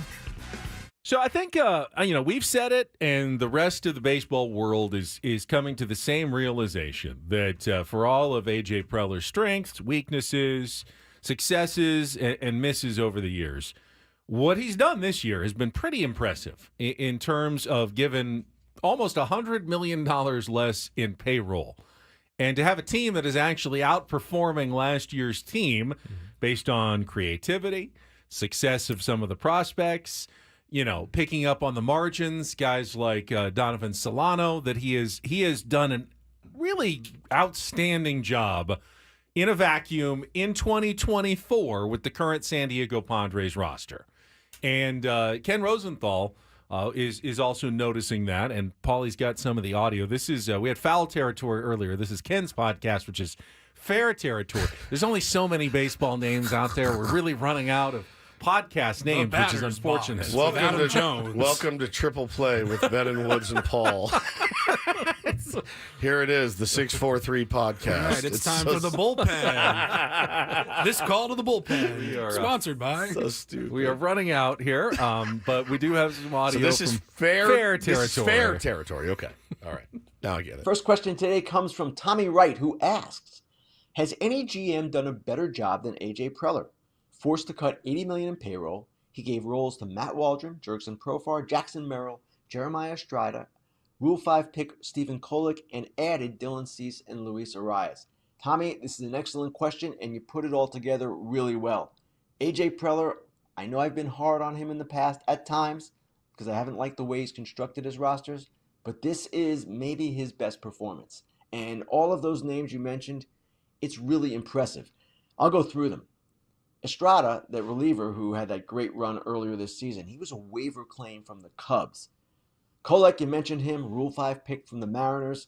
Matt Waldron, and I didn't even realize this until I looked it up, he was the player to be named in the Mike Clevenger trade. If you remember that trade, the Padres got Clevenger and Greg Allen and a player to be named. Turned out to be Matt Waldron. They gave up a ton. It wasn't a great trade for them. Josh Naylor was one of 6 players that went back to Cleveland. Gabriel Arias is also in that group, Cal Quantrill. It was a trade in which they probably ultimately will come out on the negative side, but maybe Waldron evens it all out. I don't know. So all of that and Jackson Merrill, a draft pick that they've kept, 27th overall in 2021, a kid that was an infielder. They converted him to center field and has been brilliant, a leading candidate for NL Rookie of the Year. So yes, Preller, amazing job so far, and of course, he is not done yet. He is active right now, perhaps the most active GM in seeking help for his team, which currently holds the second wild card with a 2.5 game cushion over the Mets. So the Padres are in really good shape right now, even with all the problems that they've had, the injuries to Darvish and Musgrove and now Tatis. It's a really impressive showing by Preller and by his manager, Mike Schilt.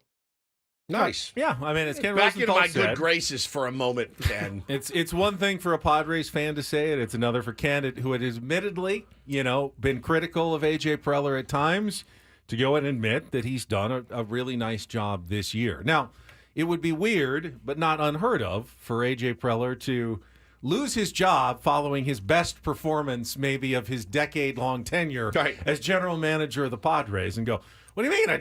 Did you just see what I just did this year? Well, it's not in a vacuum. There was a 10-year period leading up to that where the results didn't match the investment or what you were hoping to get. But this year, he's made a lot of really good moves. Yeah, and I think I don't want to take anything away from him at all, but I do feel like the shackles maybe allegedly that were put on him have helped him. I do. I feel like it's easier to spend when they say you have an open budget.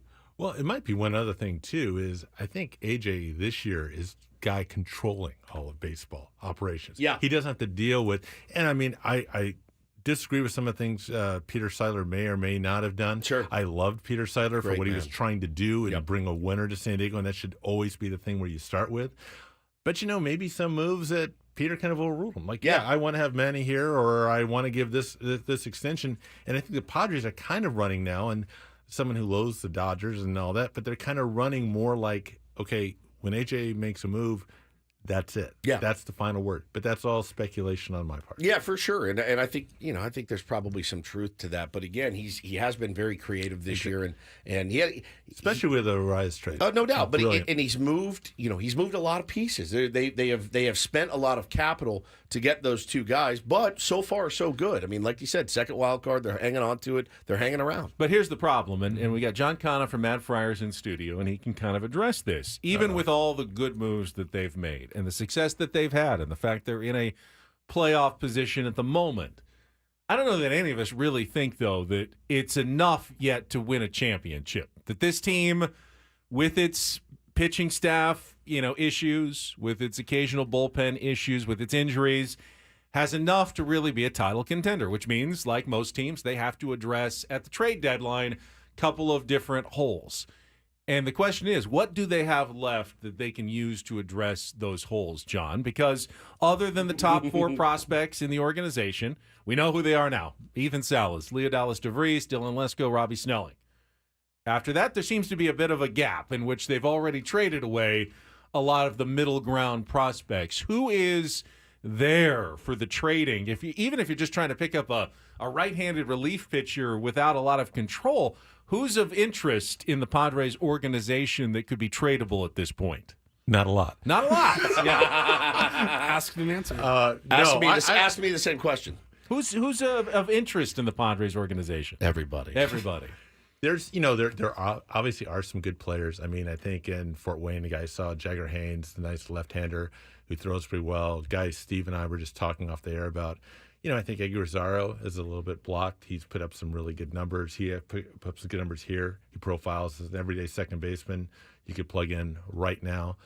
Brandon Valenzuela, a switch hitting catcher, is doing well in San Antonio. But, one thing, too, when you get to prospects, as much as I like to give Steve and Paul grief because, I'm here and why not, is that, you got to remember there's 26 spots on a major league team. Right. They have 165 guys we're talking about, the active players, 180 on the roster.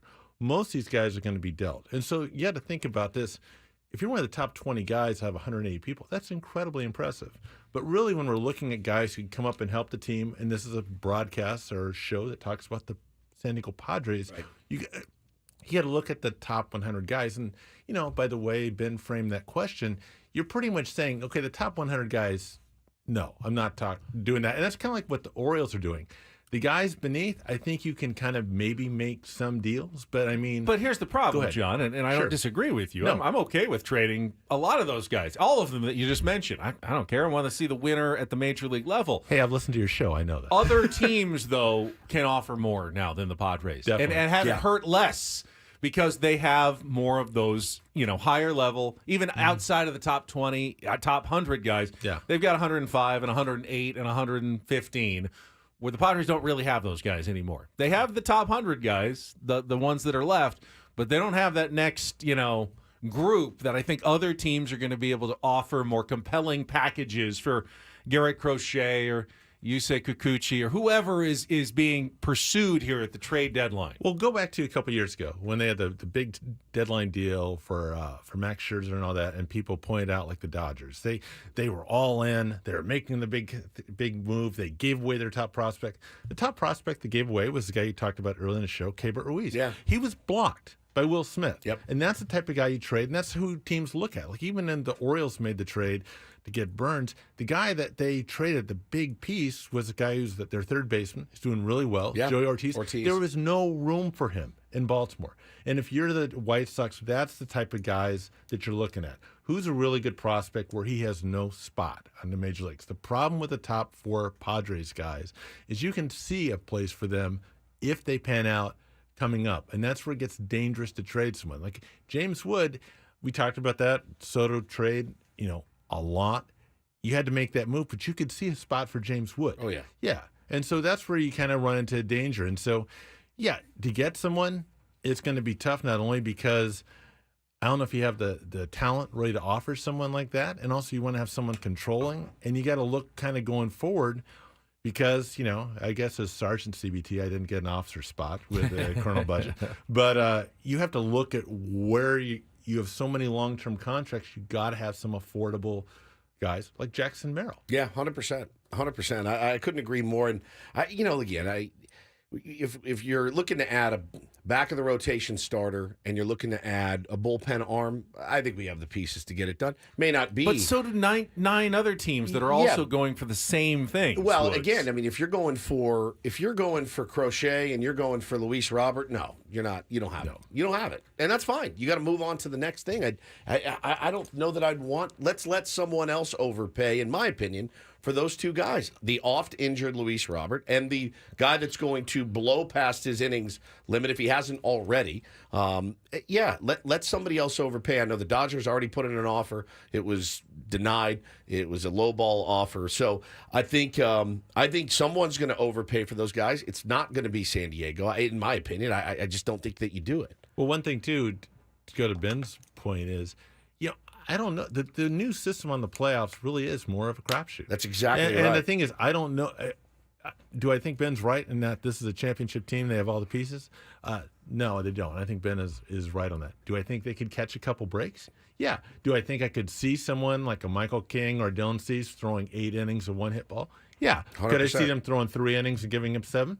Yeah, unfortunately, I can see that too. But I can see Corbin Burns doing that as well. Yeah. I mean, it's just you just never know, man. Getting to the dance is obviously the most important thing, but I do for once feel like you can't mortgage your entire future on it. I love how this team is playing. I do. I think they're really, really the best example of a team that we've seen here in a long, long time.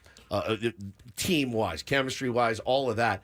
So you'd be doing them a disservice. But again, if you're AJ Preller, you're like, how many times can I add to this team at the deadline and you guys completely soil yourselves before I learn to not mortgage our future at the deadline? And I know they bought on the margins last year, but many times before that, they've made the splashy deal. Hasn't really worked out. Another thing too, and if I'm looking at it from like maybe a guy like Paul's perspective or your perspective, is that if you scout these guys really hard and you sit there and go, okay, right now I'm selling high on Snelling or Lesko or that, and those guys have a lot more information than I do, where you're getting daily reports, you're finding out.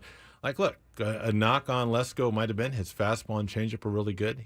Kevin Charity and I both saw his breaking pitch in Lake Elsinore, his curveball in Lake the Lot. He hasn't been able to show it this year. So if you're selling, is he going to develop into a guy that's a reliever and just a fastball changeup guy? Yeah, I don't know. Right. Can we all agree that the best possible additions the Padres can make in the second half of the season are 4 guys that it's probably completely out of their control? But if you could add a healthy Joe Musgrove, Yu Darvish, Xander Bogaerts, and Fernando Tatis Jr. to the team that, as it's currently playing right now, no one could compete with that at the trade deadline. Yeah. The question is, I have no idea if any of those 4 guys are going to come back and perform in the second half of the season at levels that we've seen them perform in the past. But if they all did, just like 2022, we were having that. Since we keep talking about that trade, when the Padres went out and got Juan Soto, we're like, and you're getting Fernando back in like 2 weeks. That's basically like acquiring another MVP candidate. That didn't work out. That's definitely a narrative. It's a sports talk radio narrative, and we hammer it home. I'll admit it. And somebody said it on our show. Who did we have on yesterday? They said it as well. Sammy said the same thing. I mean, you're going to get so and so back, and that's like adding a piece, and it just never feels that's how it works. I always think about, they talked about it on the broadcast of CC Sabathia. Remember when he went from the Indians at the time to the Brewers, right, and was like, Give me the ball. I'm pitching every 3 days, and we're going to make this run.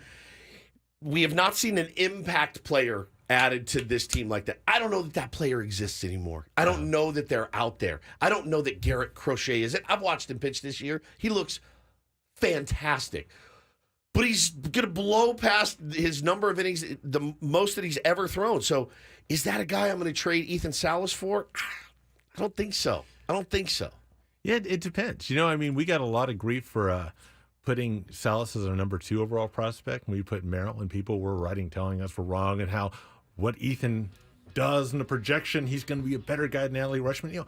Maybe he might, but we just don't know. Right. That's how you got to just calm down. Better than Hadley would be something John else. Conniff, Matt Fryer, so good to have you in studio, man. Thank you for stopping by. Thank you for having me. We'll come back. We got 2 hours to go. Jesse Agler is going to be with us. Oh, yeah. Soccer Woods is going to make an appearance coming up here as well. Don't go away. Ben and Woods continuing next on San Diego's #1 sports station, 97.3 The Fan. Padres Rangers today. Home run, Ha-Song Kim. Pre-game 4:05. First pitch 5:05. The Padres play here on San Diego's #1 sports station, 97.3 The Fan. During 4th of July, there are a bunch of ways to save on a new Subaru or new to you pre-owned car at Summit Subaru El Cajon. It's Dorothy Tran here, and Summit Subaru and El Cajon Pre-Owned Center keeps getting bigger and bigger with now over 340 new and pre-owned vehicles on the lot and on the way. That means you have 340 ways to save on your next car. For example, during the Summit Subaru 4th of July sale, get up to $2,000 discounts on all vehicles with red, white, or blue tags. Buy a new Subaru with interest rates as low as 0% for 72 months, or lease a new Subaru with payments under $300 a month. Summit Subaru is your new Subaru dealer in San Diego, and since they're new, they know they've got to work harder. So ask for a bigger discount, ask more for your trade, and ask for a lower interest rate. They're probably going to say yes. Don't buy anywhere else until you've checked out Summit Subaru and El Cajon Pre-Owned Center. Easy to find.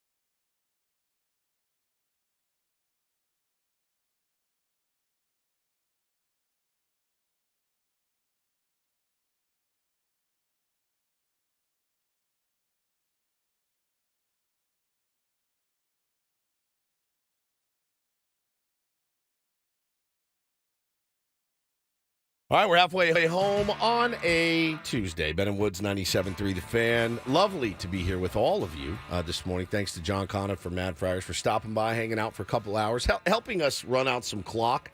You know, let's be honest, it was an off day yesterday. And you got to come in, you got to rip 4 hours talking about the San Diego Padres. Nice to hear from John about the prospects and all of that. Love to see him, and he's a good dude. I'm Woodsy. That's Paul Reindl, the executive producer, and Benjamin Higgins, your friendly neighborhood sports anchor, joins us as well. Did you know we're actually halfway through our week? 6 hours in, 6 hours to go. Oh. Because after tomorrow's show, we're done. We're on vacation. Yeah, for the 4th of July weekend. And joining us also in studio is our beloved Bald Reindl, Adam Klug. Well, speaking of that, do you guys have anything you want to say to my face about what's going on Friday? Yeah, let's talk about Friday for a moment. First of all, welcome back from your trip, because it was not a vacation. Thank you for not calling it a vacation. You flew. All right, tell everybody, you flew from here to where?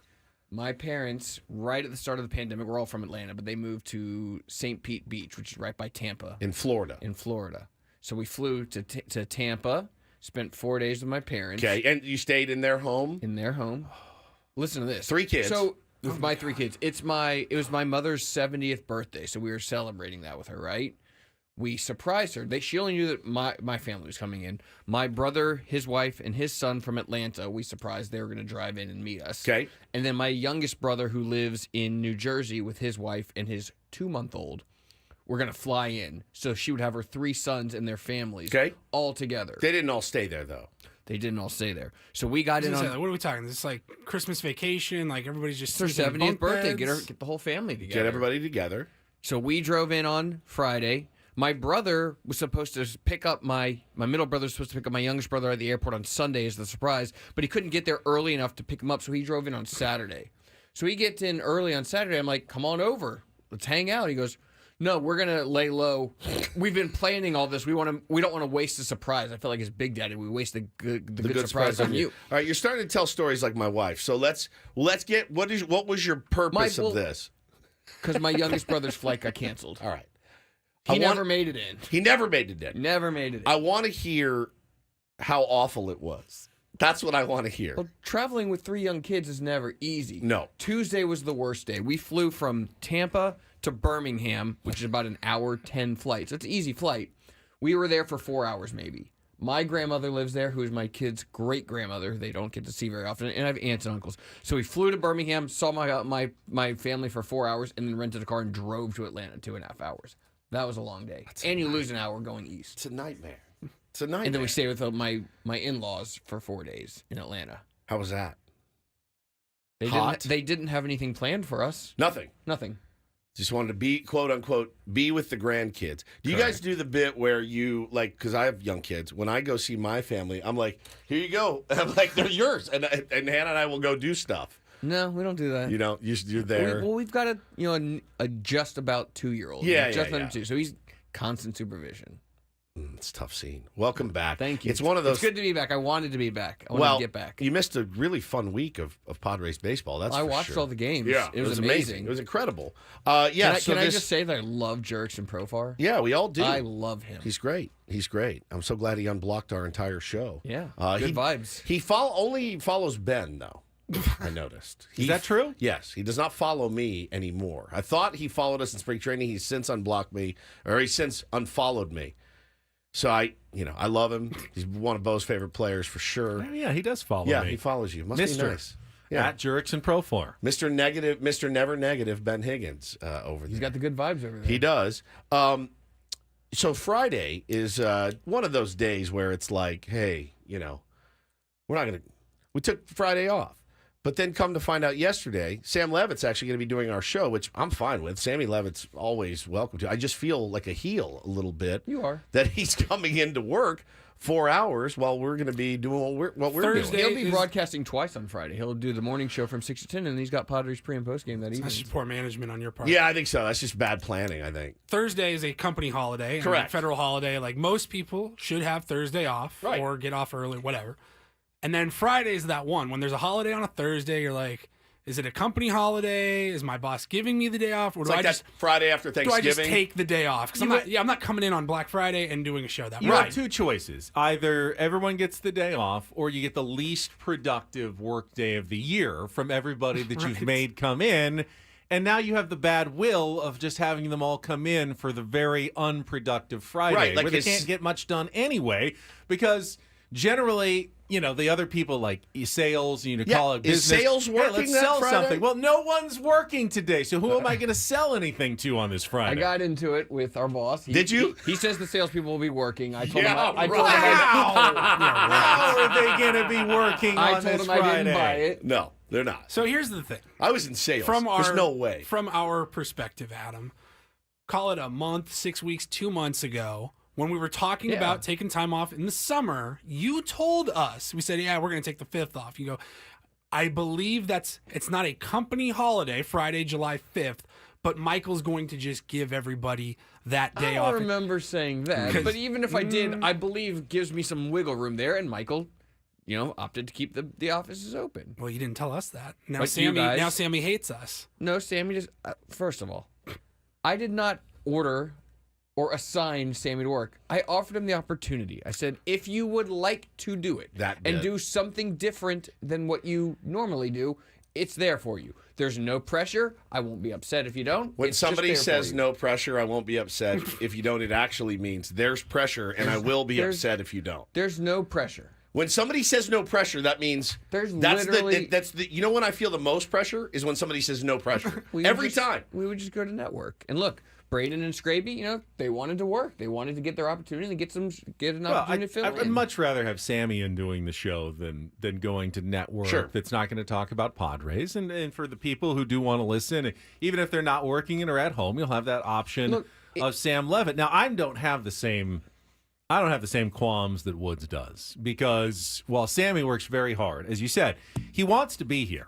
And I also know that as soon as the Padres season ends, whether that's after October or after September, Sammy will be allowed to have some time off because he doesn't have any more pre and post game shows, and he'll have like 3 or 4 weeks where we can just say, Sammy, go take some time off and relax. Whereas when the season ends, that does not happen for Ben and Woods. No, Guess who's here We got to knuckle all down the way through Actually, the it's a lot more offseason until the difficult. start of next year Well, doing this vacation job. 12 for Ben, right? Yeah, no, I'm actually Let's vacation this year. Let's keep an eye on Woods' PTO this This is year my and how year. it compares to mine. This is my year. I'm taking Monday off. This my one vacation so far this year. And then that's it for now. I'll be in here on Friday with the guys. I mean, I work. I know Okay. you guys like to take off. I'll be working. Well, you just had a week off, so We look forward, not backwards. that's fair. That's fair. Well, it's you'll good. have to be managing all the Hey, where were you unusual yesterday? employees and shows that you've working. brought in on You were at Friday. home. It's good to see you again, and no pressure. But yeah, I'm gonna be. You guys aren't gonna see much of me for the rest of the year, just so you know. The rest of the year. Yeah, I've got a lot of stuff planned. I need my R&R. Okay. All right. Just so you know. Adam, good to see you. Thanks, you guys too. He did come in with some swag, by the way.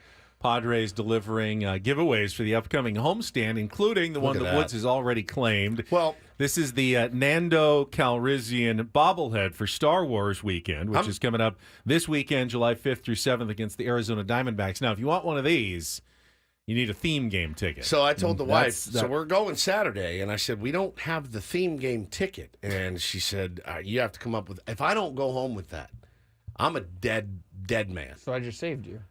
I mean, do the other Or the shows need to Padres show did. it off too, or can I just take it? Are you giving them the option? I'm just going to take it. Yeah, I'll ask forgiveness later.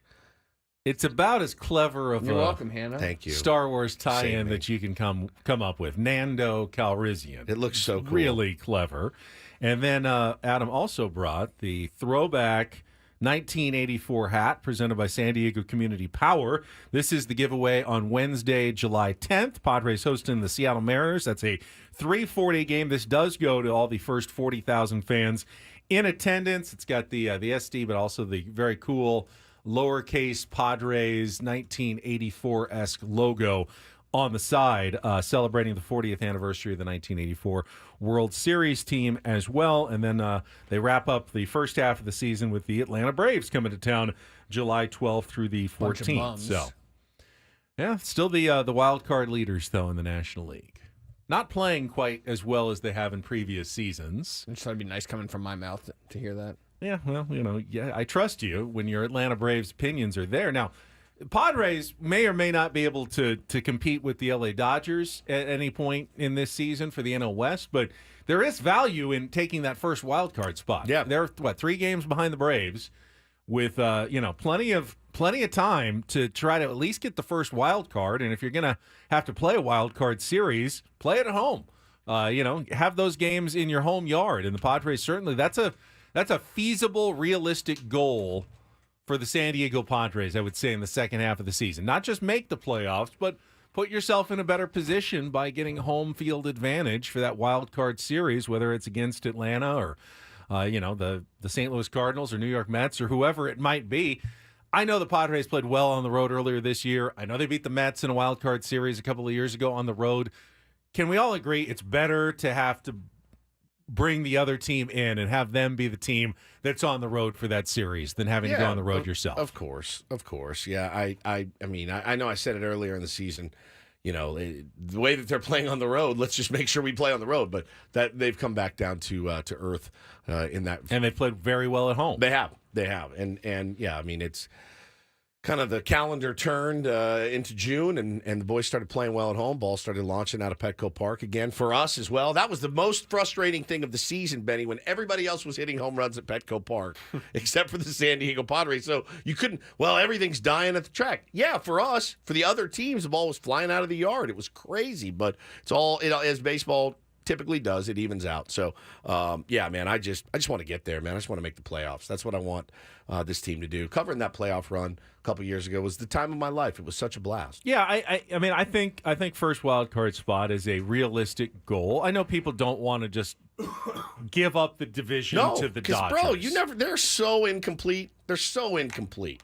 They are, but remember, you're 7.5 games I understand. back. You don't go chasing it, but that's a lot to make up against a team that the Dodgers, even as not being as dominant as we thought they were going to be, they're not a team that's going to play 10 games under 500 the rest of the year. No, they're not. I mean, if they struggle, they'll probably still be slightly above 500, which means you're going to have to play insane, like 20 to 25 games above 500 the rest of the year to have even a chance at catching the Dodgers. Is that impossible? No, it's not. It's not. But based on what we've seen so far, which is 4 games above 500 for the first half, you'd have to play a lot better than you did in the first half of the season. No question. Lot better to have a chance at catching the Dodgers. And that's assuming that they don't improve. They're probably going to make some trades as well. Oh, yeah. So, again, I don't think that needs to be the goal. First wild card, though, is very, very possible and realistic and something you should be going after. Well, this Padres team winning, 9 out of 11 recently, they've given themselves a little bit of a cushion. They've started to give themselves a cushion. I think we talked about like a 4-day cushion here. Yeah, still, hey, that's better than nothing. That's better than nothing. They haven't had that up until this point of the season. I think we were talking about the Phillies maybe a couple weeks ago when they went on a skid, and we said, well, when you were 20 games above 500, you can afford to drop 6 in a row Yankees or whatever. Too. Yankees, maybe that's the team. Crushed. And the Padres haven't had that luxury. I mean, a 4-game losing streak, we were ready to throw in the towel on the season. Yeah, it was sell. I'm not expecting them to win 9 of the next 11, but they do have 11 games exactly between now and the All-Star break. Yeah. I mean, if they can stay on that hot streak and win 7, 8, Yeah, 9 out of 11, it would be. then you're really building yourselves a cushion where when you have an inevitable skid and, drop 5 in a row or 7 out of 8 or something, it's not going to be the end of the season. Yeah, you got to avoid those as best you can in the second half. That's the most captain obvious thing. But I mean, it's what we've seen this year. It's how this team has run. So it just doesn't, the road's not any easier. I mean, the schedule's pretty tough. I know that the off days are built in, but it's going to be a fun one, man. It's going to be a fun one. Strap in, and as we like to say, enjoy the ride. Here on Ben and Woods. I'd love to have Soccer Woods make an appearance coming up here. Been waiting to talk about it all morning. Yeah, we know what it feels like to be a frustrated baseball fan, but the soccer fans out there are extremely frustrated with Team USA's early exit in Copa America. We've got some scathing audio to bring you from last night's game as well. We'll get to all of that coming up before Jesse Agler joins us at the bottom of the hour. Don't go away. More Ben and Woods coming up here after traffic on 97.3 The Fan.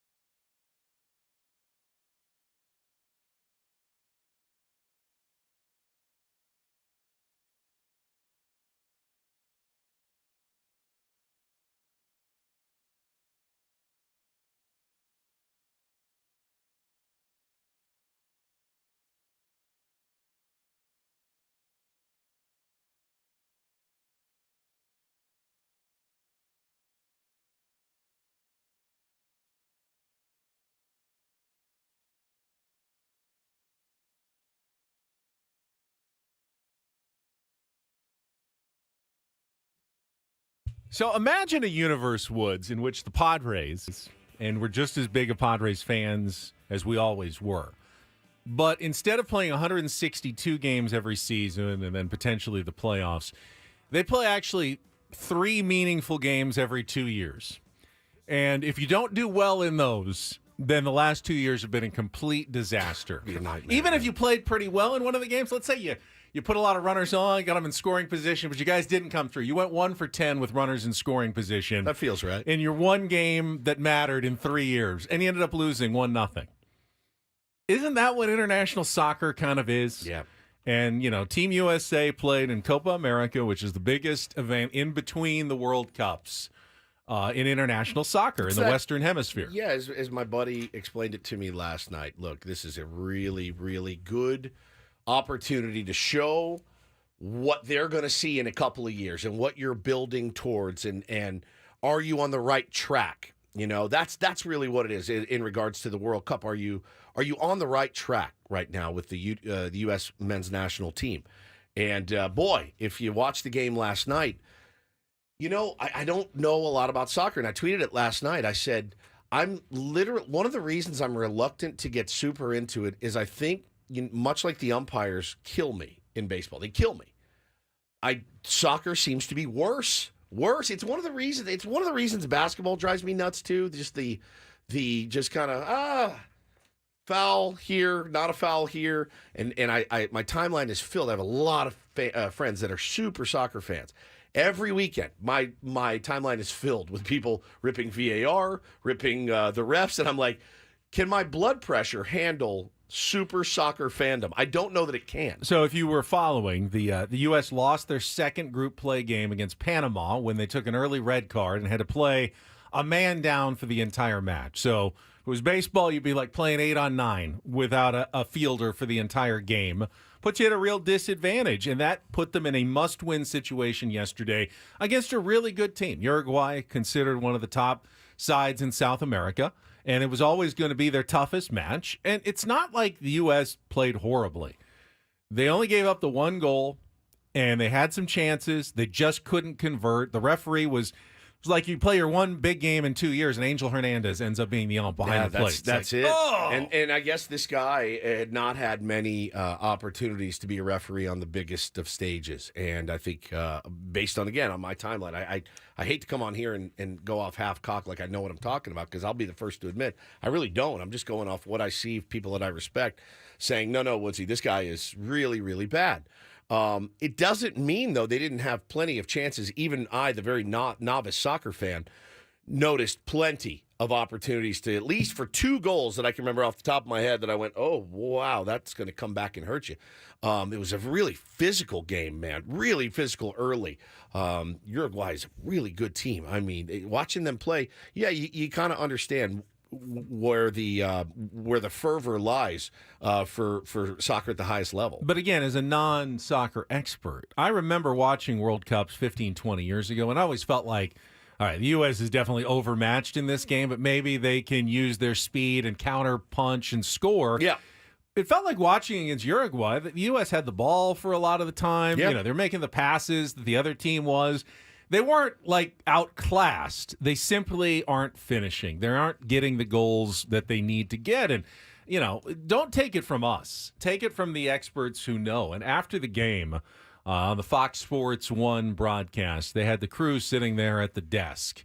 And who was it? Alexi Lalas? Yes. He went ham. He just went in on Coach Greg Berhalter and Team USA's pitiful performance in Copa America. You talked about learning from losing, okay? I think what we have learned over these cycles is that this team is not able to do anything better than is done in the past. And that hurts. That hurts to say, because that was not what was promised and not what, for many, we believed was going to happen with this team. Because if this is as good as it gets, it's not good enough. And there's plenty of excuses, but they don't matter. You can talk about opportunities. Well, we got players that are playing all over the world. Talk about playing in Europe. Well, the entire team that you saw out there plays in Europe, so it's not MLS's fault. You can talk about, the pathways and the resources that they have. No generation has been given more. And yet this generation hasn't lived up to that bargain. And when it comes to Greg Berhalter, we heard Stu Holden say it's exactly right. You know, I know there's a sport in firing coaches in all professional sports.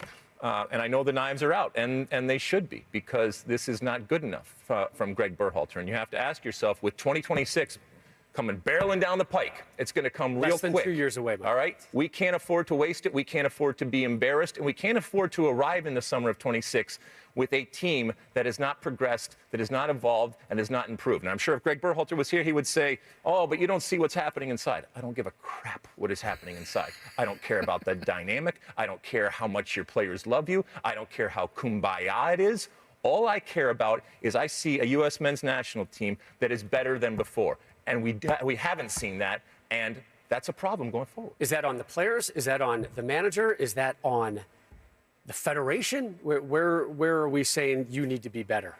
Well, the players certainly need to be better, you know. Do you think this generation of players has what it takes? Like, do you think that they have that deep inside of them? I think there's a couple of them. I think they are better soccer players, but ultimately I don't think that they're better U.S. men's national team players.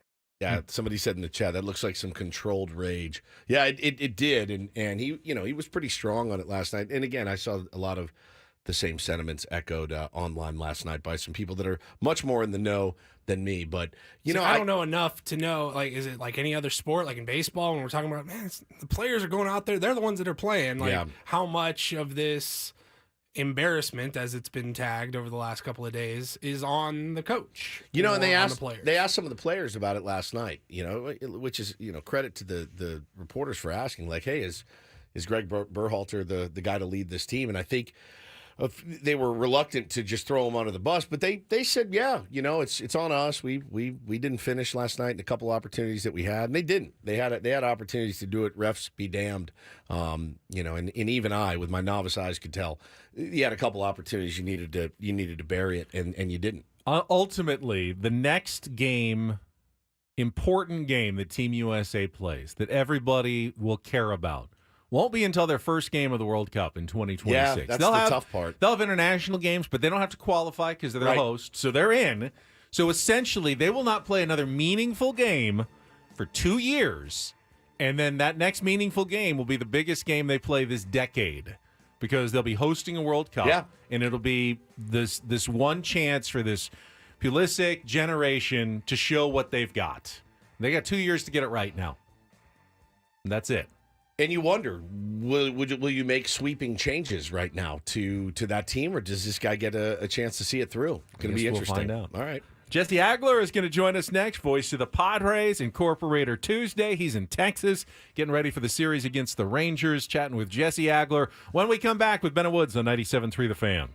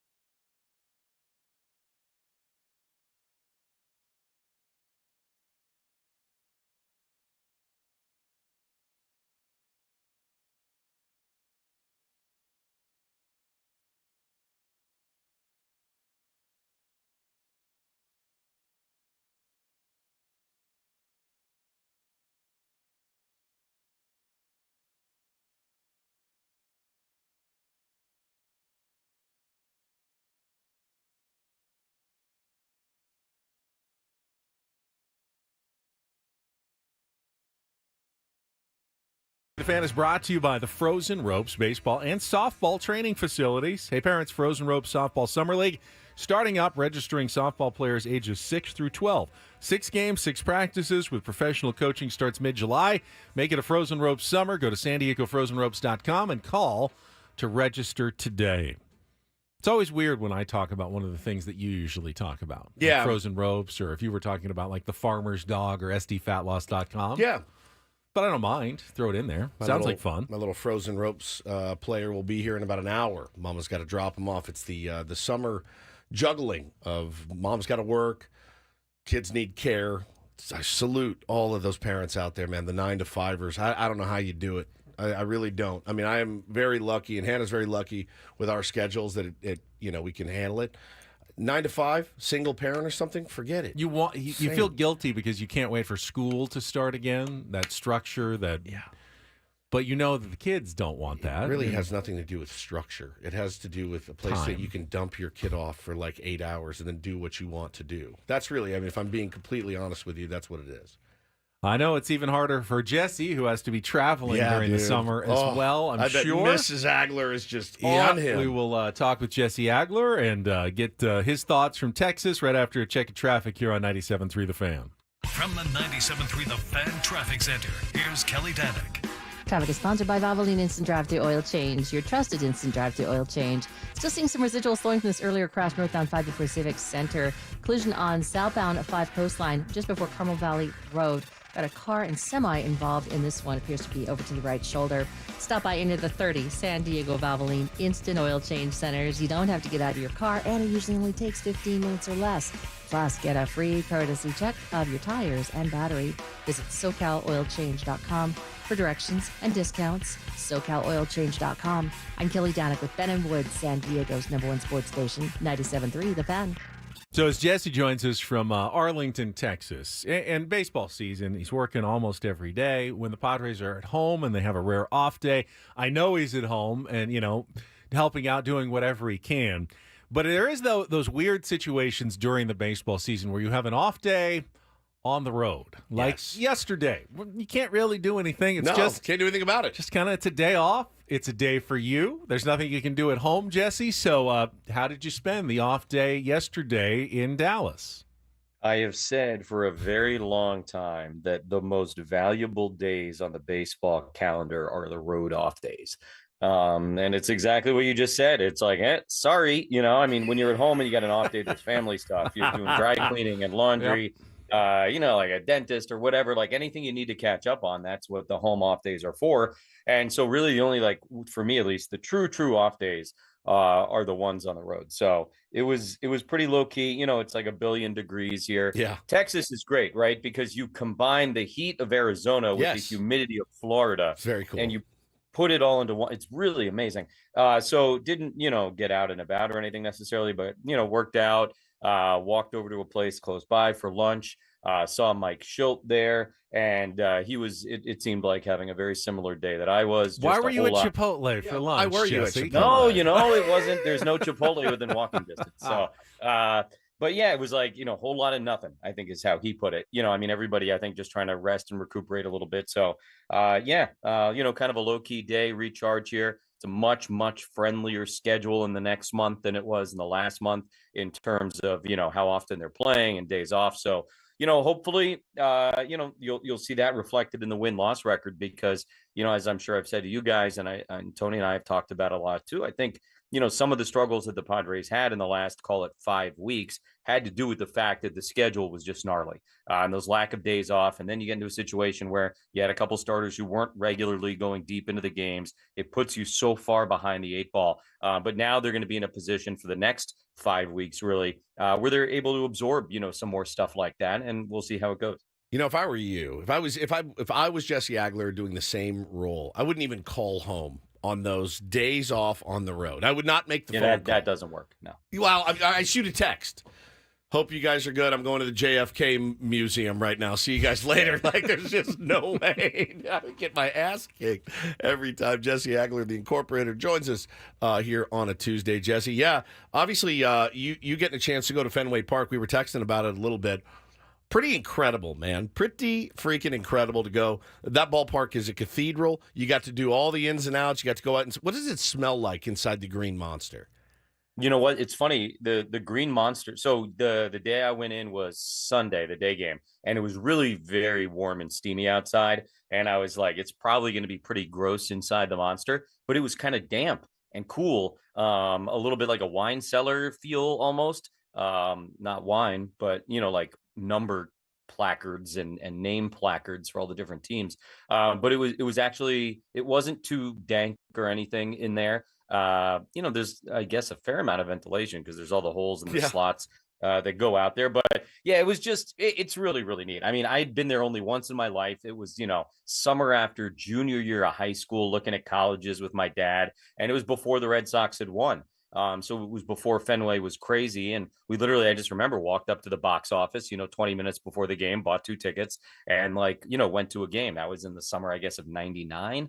And that was the only other time in my life I'd been to Fenway. So obviously a very, very different experience this time. And to be able to kind of have the access that I did and to be able to walk around on the field and go inside the Monster and, get there super early on the first day to just sort of walk around and take it in.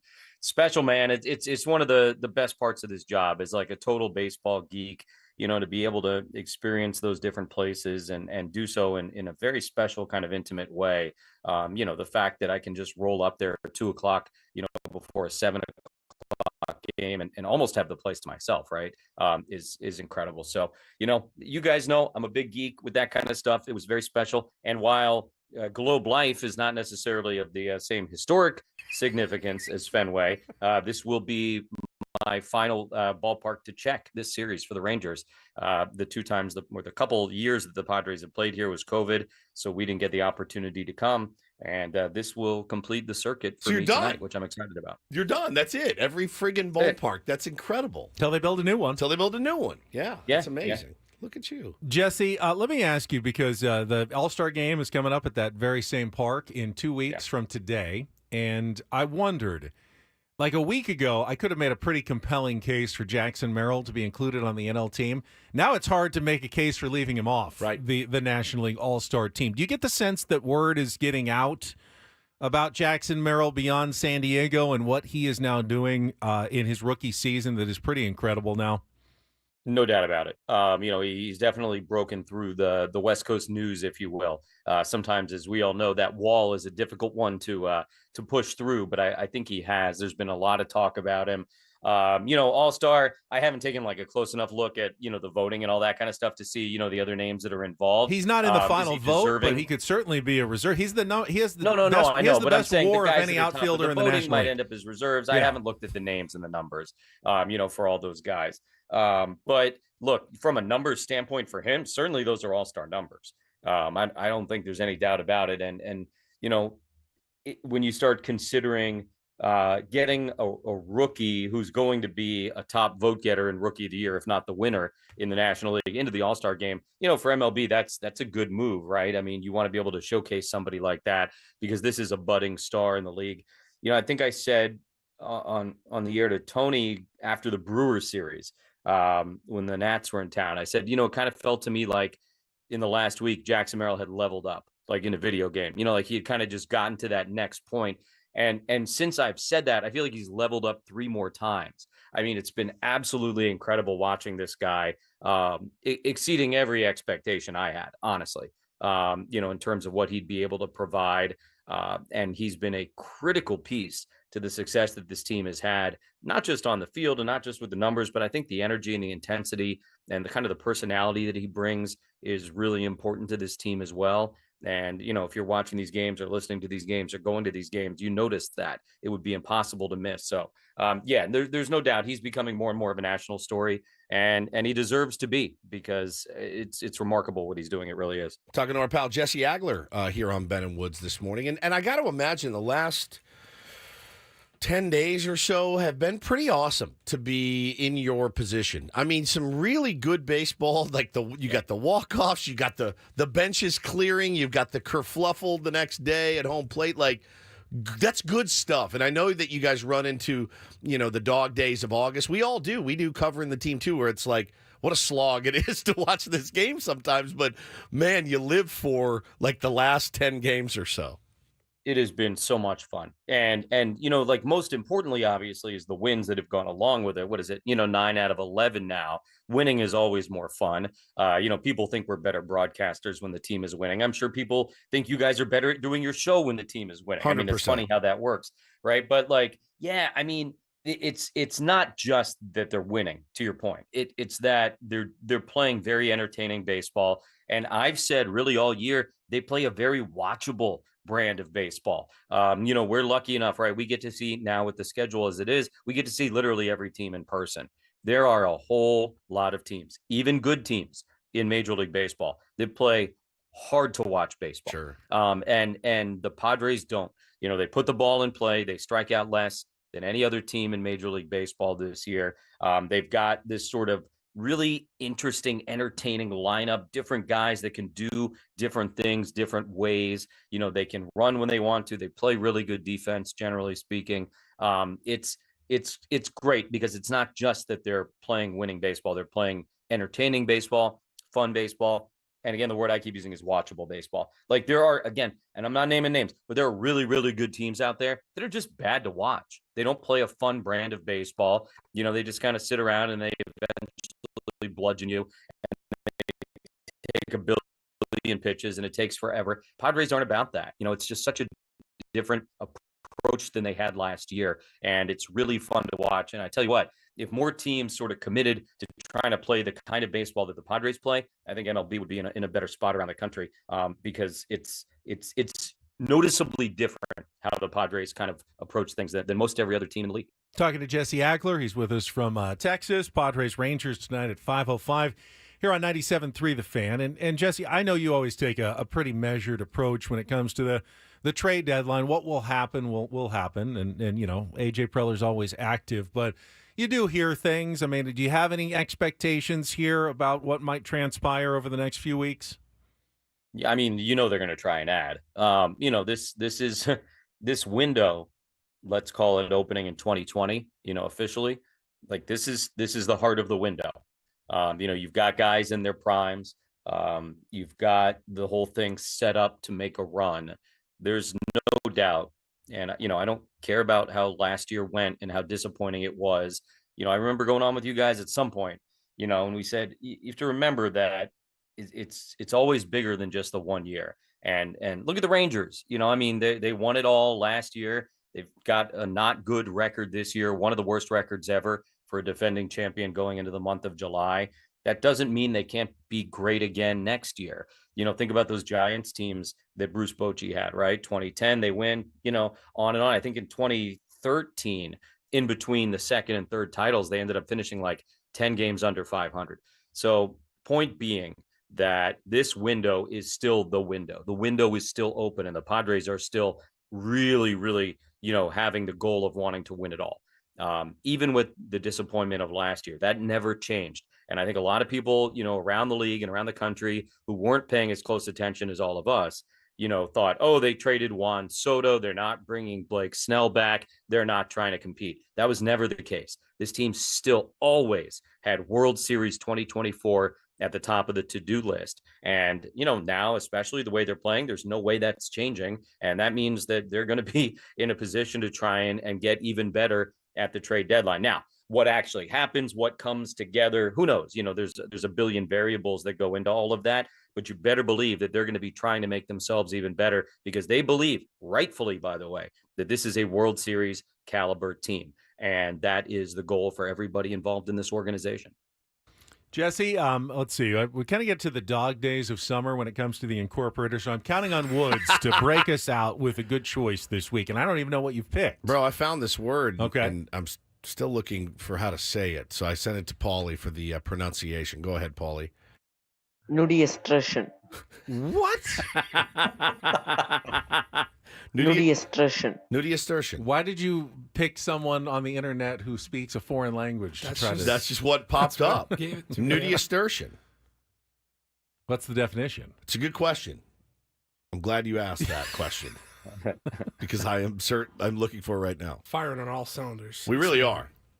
Nudiestration? Nudiestration. Yeah, it's an adjective. Of in that or relating to the day before yesterday. The day Very before recent. yesterday. Nudiastertium. So That makes it's sense. like the opposite of penultimate. Ooh, Yes, yes. right. It's a great Yes, word, penultimate. So let's see. So Sunday, would be today, the nudiastertian day to today. Right, but it's an adjective. How do you use that? That is interesting. That's a good point. Good luck, How pal. could it be an adjective? I don't know. That's just what it says. ADJ is adjective. I know that from my English degree. This is a tough one. This is So like the nudiastertian game would be the Sunday game. Yes. Would that Yeah. be Look the at way to you. use it? All right. Now he's got it. Now he's got it. We just made it easy for him. Yeah, we I did. mean, it's never going to be easy to say nudiastertian. And there's no way to slip that one past Tony. No, I mean, I'm going to give him this. No. I mean, so here's an example. I saw him nudiastertian. Which Okay, would mean I saw you on Sunday. Saw him in the locker room. Sounds like it sounds like you saw him without his clothes That's on. right. Nudiastertian. I like that. That's a tough one. I'm not trying to make it easy on you. This is what happens when we all text each other while Jesse's on the air with us trying to find a word. Yeah, nudiastertian. Piece of cake, bro. You got this. All right. What if next week, to mix it up, what if I bring the word? Oh, I like it. I like that. I like it. We like that need a a lot. mix up for sure. Yeah, we do. Nudiastertian. Right. All right, Nudiastertian. good luck. Have fun. Safe trip back home for Hey, the rest of the first half. Check out that JFK museum. It's really school good. book Yeah, it's depository. very cool, actually. If you've never been, it's really cool. Dealey Plaza. Dealey Plaza. I might try and go over tomorrow morning. All right, do it. Yeah, you'll love it. Jesse Agler, voice of the Padres. And again, 5:05 first pitch today. 4:05 Eco Water SoCal pregame show with Sam Levitt. It's Dylan Cease on the mound to open the series against Nathan Eovaldi for the Texas Rangers. Paulie wanted us to see if he would do Hawk Tua. He's not People going in the to, chat were asking. He's not going to do Hawk Tua. It's been done in a Major League broadcast. It has, so it's already been done. I wonder if that guy got in trouble. Do you think he did? Do you think Jesse would? No, I don't think he'd get in trouble. Really? I mean, I guess it depends who your boss is. That's true. I wonder if Jesse would get in trouble. He's pretty buttoned up. I don't think he's going to do Hawk Tua. Jesse would just be mad at himself. He just wouldn't allow it to happen. It's not even a word. It's two words. Neither of them are words. Hawk is a actually. word. It's a sound. Hawk is a word. Hawk. Hawk. Tua. Tua. What's the definition of hawk?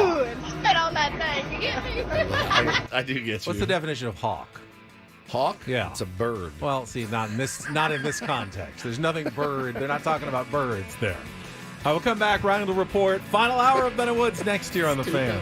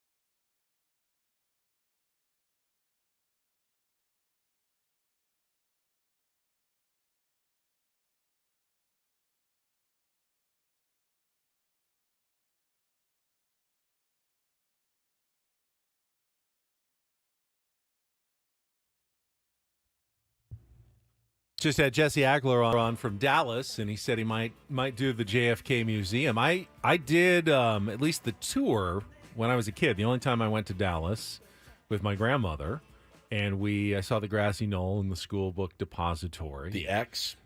Certainly. The X right in the middle of the road. It's crazy. I mean, it's pretty surreal when you go there. Used to drive over that X every single day. Really? Where President Kennedy was shot. Yeah, it's gnarly. And then the grassy knoll is a trip. And then being in the depository is nuts. I mean, it's a good thing to do if you're in that town.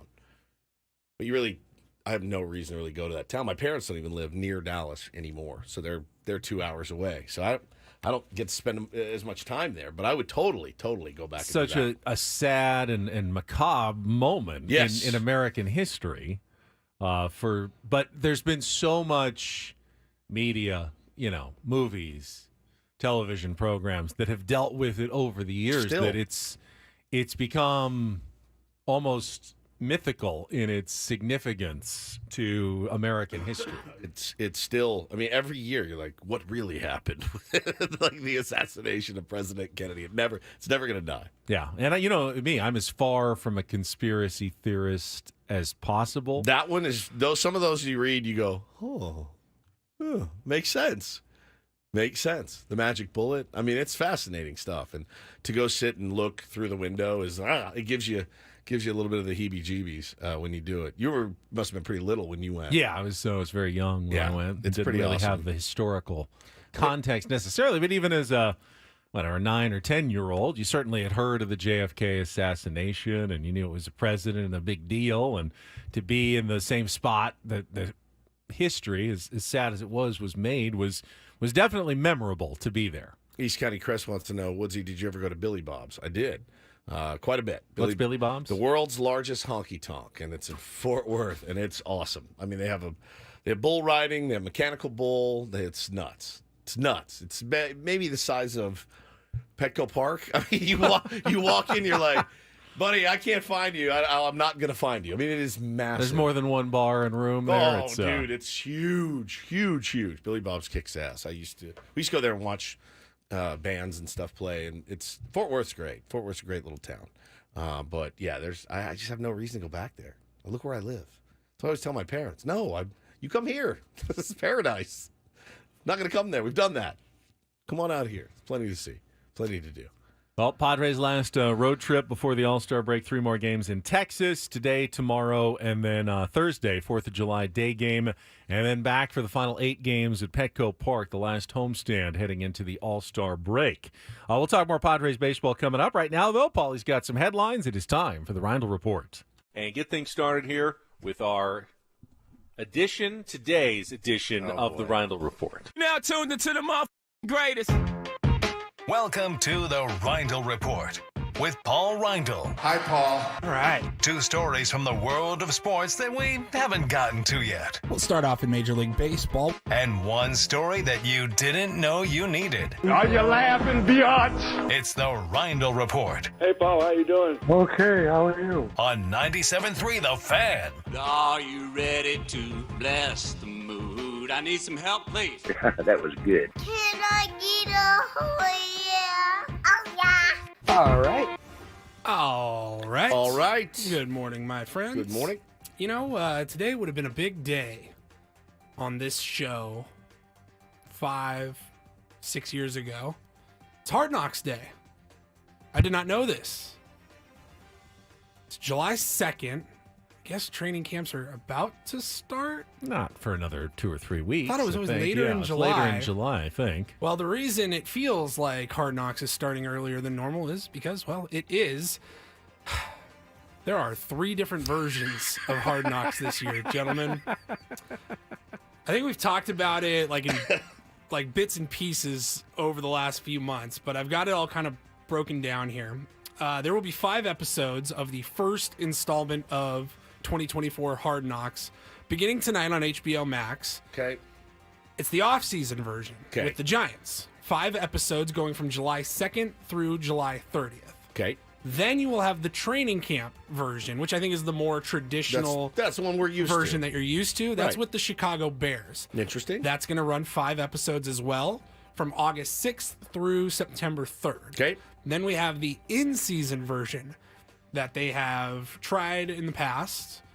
I think Amazon Prime has also done one. I think so. Yeah. I think you're correct. And that's all it just says is the AFC North. We don't have a team yet. The North. And that's going to be the December 3rd is when it starts. That goes into the postseason, and it's a minimum of 7 episodes, depending on. So they'll pick a playoff team, or a team that should make the playoffs, and follow them as long as their season goes. All right, gun to your head. Which one do you watch if you had to? I'm watching the Bears one. I think the in-season one. Yeah, I would watch. No, wait, the in-season one. Yeah, I would probably watch that one, the in-season one. You don't want to watch the Bears, Caleb Williams? They're all the same. They are now. all They're the same. All the same. We needed less Hard Knocks, not more. Right, you got more. I needed hey, we're going to do 3 big episodes. You're really going to like them. Not more and different teams. Here's my question. It just feels like, okay, this was a good idea when it happened, but it's Great idea. time is spent. It feels that way. And maybe this is just the Aaron Rodgers effect, but according to Front Office Sports, HBO said that last year's traditional training camp series saw its best viewership in 13 years. Who was as it? they covered the Jets. Yeah. A lot going I mean, on. viewership of everything has become so fractured in streaming that you don't even need that big of an audience to justify it anymore. Sure. So they're going to keep doing it. My question to the two of you is, production company comes to us right now and they said they want to do behind the scenes of a morning radio show. Sure. And follow us for 6 weeks. The cameras, they come home with us, they come to work with us, do interviews during the day. You know, it's going to be on a streaming series somewhere. They got a platform lined up. Do we say yes or no? Would you do that? I think you say yes, but I just don't know if you're going to get the authentic, 100% real authentic. I mean, that means they got to go into our text messages and because we don't. It's not like we talk a lot or hang out after the show much because you got other jobs. I got a family, and it's like, what are you going to get? Hey, what do you You'd about have to this? set up more activities like they do Yeah. on Real Housewives. Yeah, They'd yeah, have to yeah. have which would be all fake. That's activities not set up. That's Ben would not have the to hide real. the dead bodies he's got in his garage. That's right. You'd have to let him in your garage. That would be. That's not authentic. It's not authentic. neither never is Hard gonna- Knocks. No, exactly. You're never going to get a true authentic They thing have, unless you do they hidden, have their hidden off-the-field cameras. activities as well. You think that's not the TV producers that are setting that up? Unless you do hidden cameras and stuff, then that's the I only mean, way. they'd have cameras in the studio, in between the Right. discussions we have during the breaks and stuff. All the bits that we can't do on air that we do in here. Yeah, that'd be great for us. But you'd then be a little more guarded, knowing Of course. cameras are on all the Bro, time. Of course. That's the same thing that happens in the NFL. That's exactly No right. one is their 100% authentic self when they know a camera is on. Yeah, no doubt. No one. Nobody. Ever. No, you can't be. But I would do it. People wanted it. Yeah. I'm open to access. I think you'd be pretty bored. It'd probably be on the Roku channel. I think you'd be pretty bored. You come home to my house, just me screaming to my kids going crazy, Hannah and I butting heads about something. All right, just 2 hours of us asking, what do you want to do for dinner? No, what do you want to do for dinner? No, what do you want to do for dinner? What do you want to do for dinner? Every night. It's this Groundhog Day. Every day is the same. No, what do you want to do? I don't care. What do you want? Would show them how he messed his knee up a few months ago. All right. I don't need to bring that up. Let's move on. I would need some private time. Non-camera rooms. Non-camera rooms. Yeah, we're just going to go live to the audio here. No, you're not. You can't. Let's move on. So ESPN, they are owned by Disney, and they're going very Disney with their newest venture. And when I see companies or teams or organizations put on these big, extravagant experiences, it's usually a quick no for me. Yep. Hey, join us on the ESPN cruise or whatever. I'm like, no thanks. But there is a new one coming out, new experience that I think is actually pretty interesting. It's called ESPN Experiences Take Me Out to the Ballparks. And this is a trip. It's a 5-day, 4-night trip from August 29th through September 2nd. And you can pay to get the ultimate sports fan media baseball experience. Okay. It's not cheap. It's going to cost $7,000 a person. At home. That says with double occupancy or $8,500 for single occupancy. So I guess if you wanted to go by yourself and stay like not have a roommate. Yeah, not have a pay roommate. An extra $8,500. Yeah. Right. What you get I'm is doing the 85. you will get to go to Fenway Park in Boston. You will go to Yankee Stadium in New York, and you will go to a game at Citizens Bank Park in Philadelphia. You'll also get a private tour of the Jackie Robinson Museum in New York. You'll get an MVP tour of ESPN's headquarters in Bristol, Connecticut. Get meet and greets with all the on-air talent, David Cohn, Michael Cade, Doug Glanville, Carl Ravitch, Buster Olney, and it says, and more. And more. Don't know exactly what. So three and more games, means. 3 games, 80. These seats better be outstanding. I Outstanding. mean, you can set your own trip up to go to all those yeah, ballparks. but you're not going to do any of the meet and greets and stuff at ESPN. If that's something that I don't think. I like the experience, though. I did the U2 experience because I was forced into doing a U2 experience. I'm guessing they're pretty good seats. I would guess for $8,500, but like I was. How much would it cost for us to plan a trip to all 3 cities and go to games? Probably, you're probably right in that area. Yeah, you're not getting $8,000. a deal on this. I mean, the reason they can put it together is they can charge a premium for what they're on doing and make money on it. So clearly, if you did this piecemeal yourself, you'd be able to spend less. Now, you're right. You wouldn't necessarily be able to set up meet and greets with all the ESPN hosts.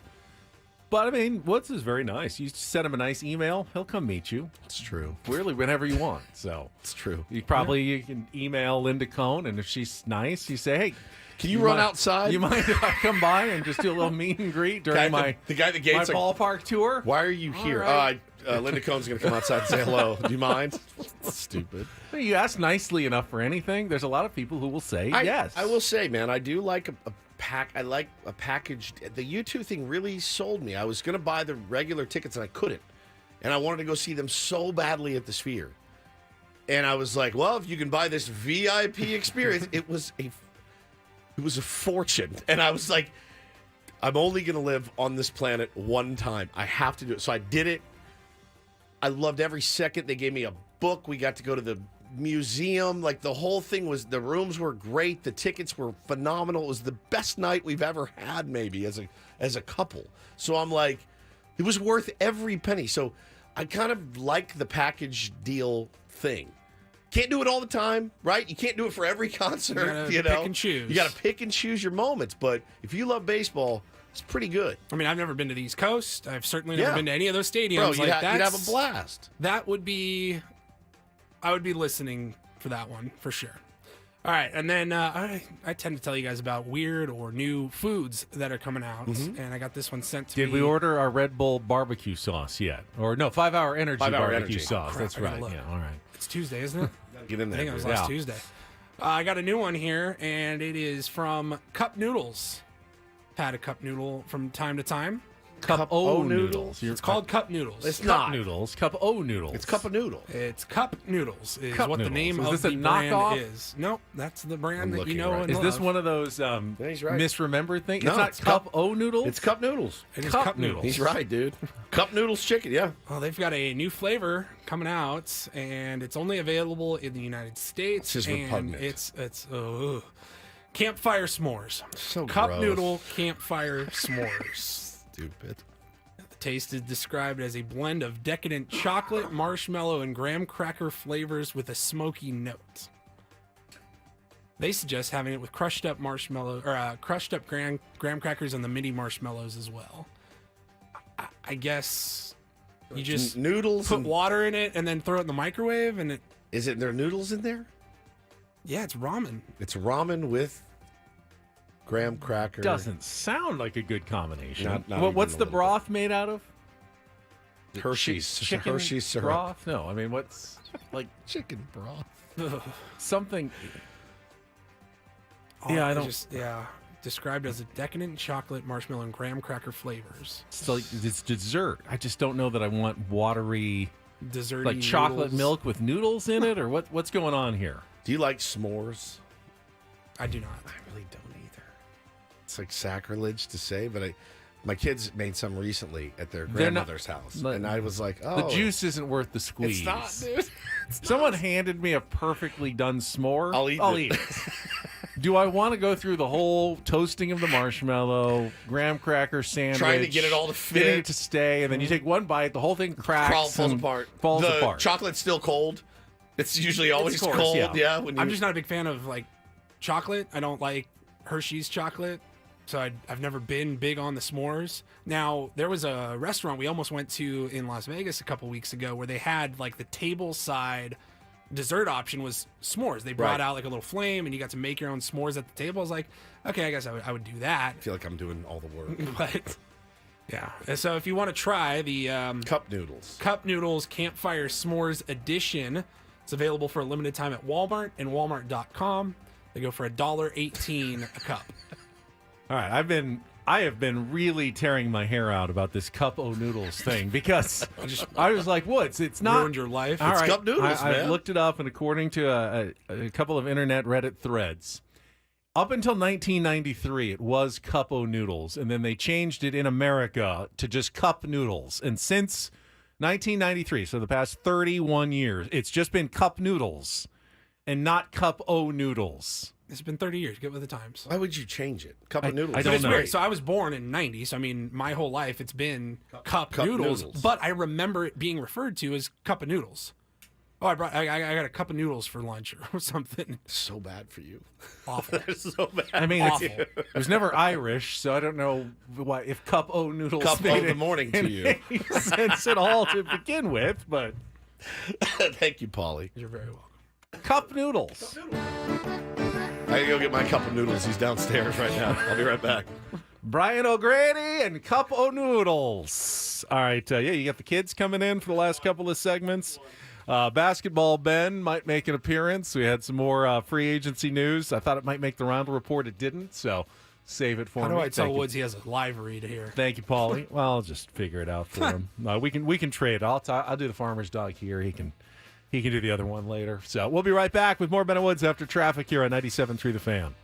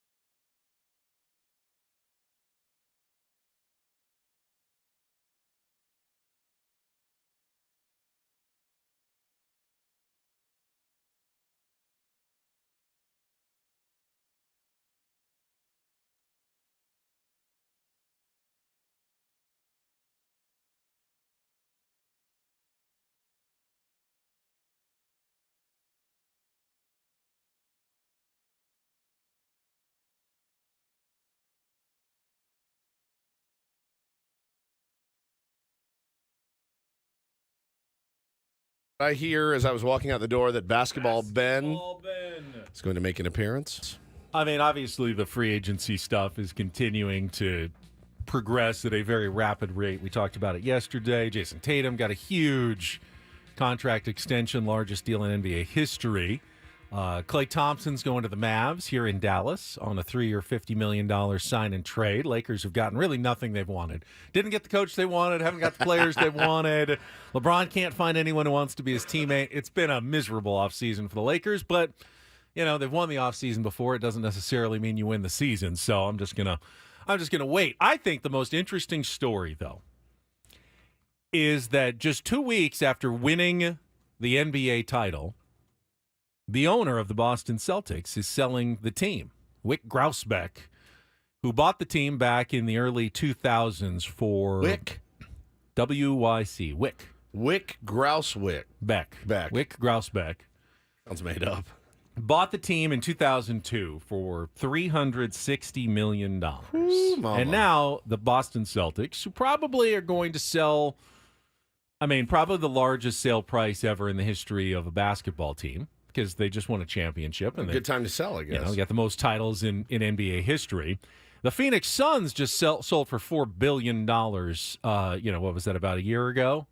So you've got to figure $5 billion without breaking a sweat for the Boston Celtics. Pretty good on your $360 million investment.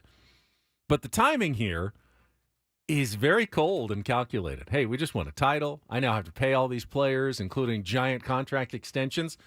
Why don't I just cash out? I got my ring. Now let's take my $4.7 billion profit and walk away as a titleist, as a champion. I got it done. What else do I need to do as a sports owner? Win another one. Well, that's the thing.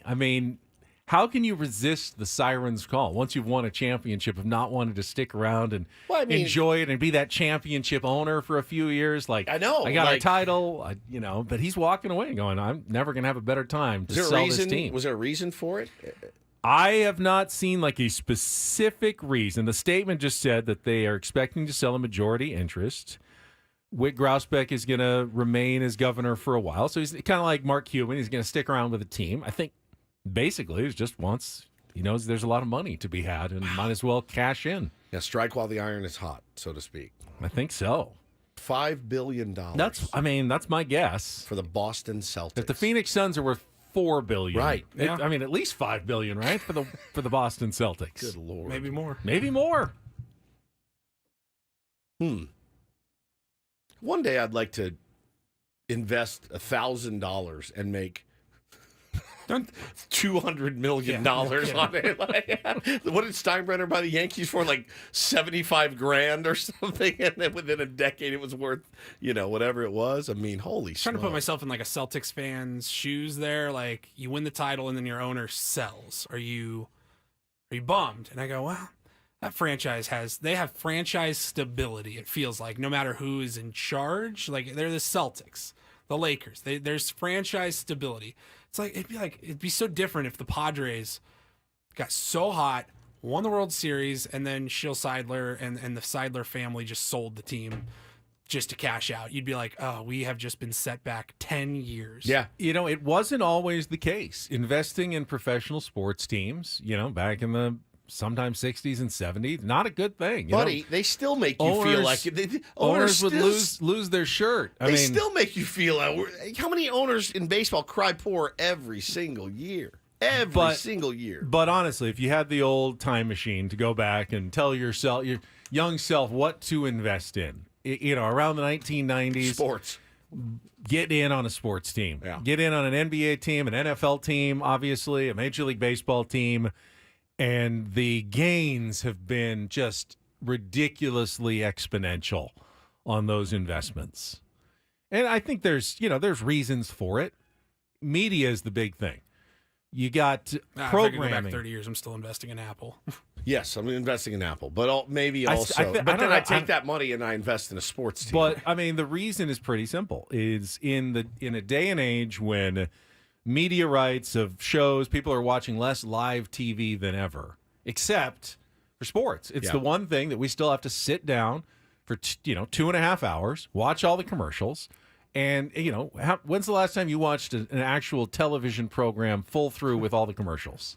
Non-streamed, I don't know, but live. my 6-year-old who's sitting to my right knows every single Padres commercial that runs. Every single one. We'll be watching the game, and he'll start doing, obviously he does Bill Howe, Wiener Howe, but he also does the Saquon by heart. I mean, that's the only thing we sit and watch commercials for. That's it.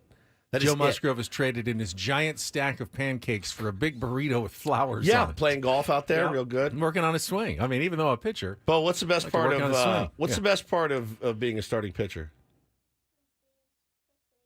Rest days between starts. Yeah, 100%. That big old stack of pancakes looks delicious, doesn't it? Yeah, man.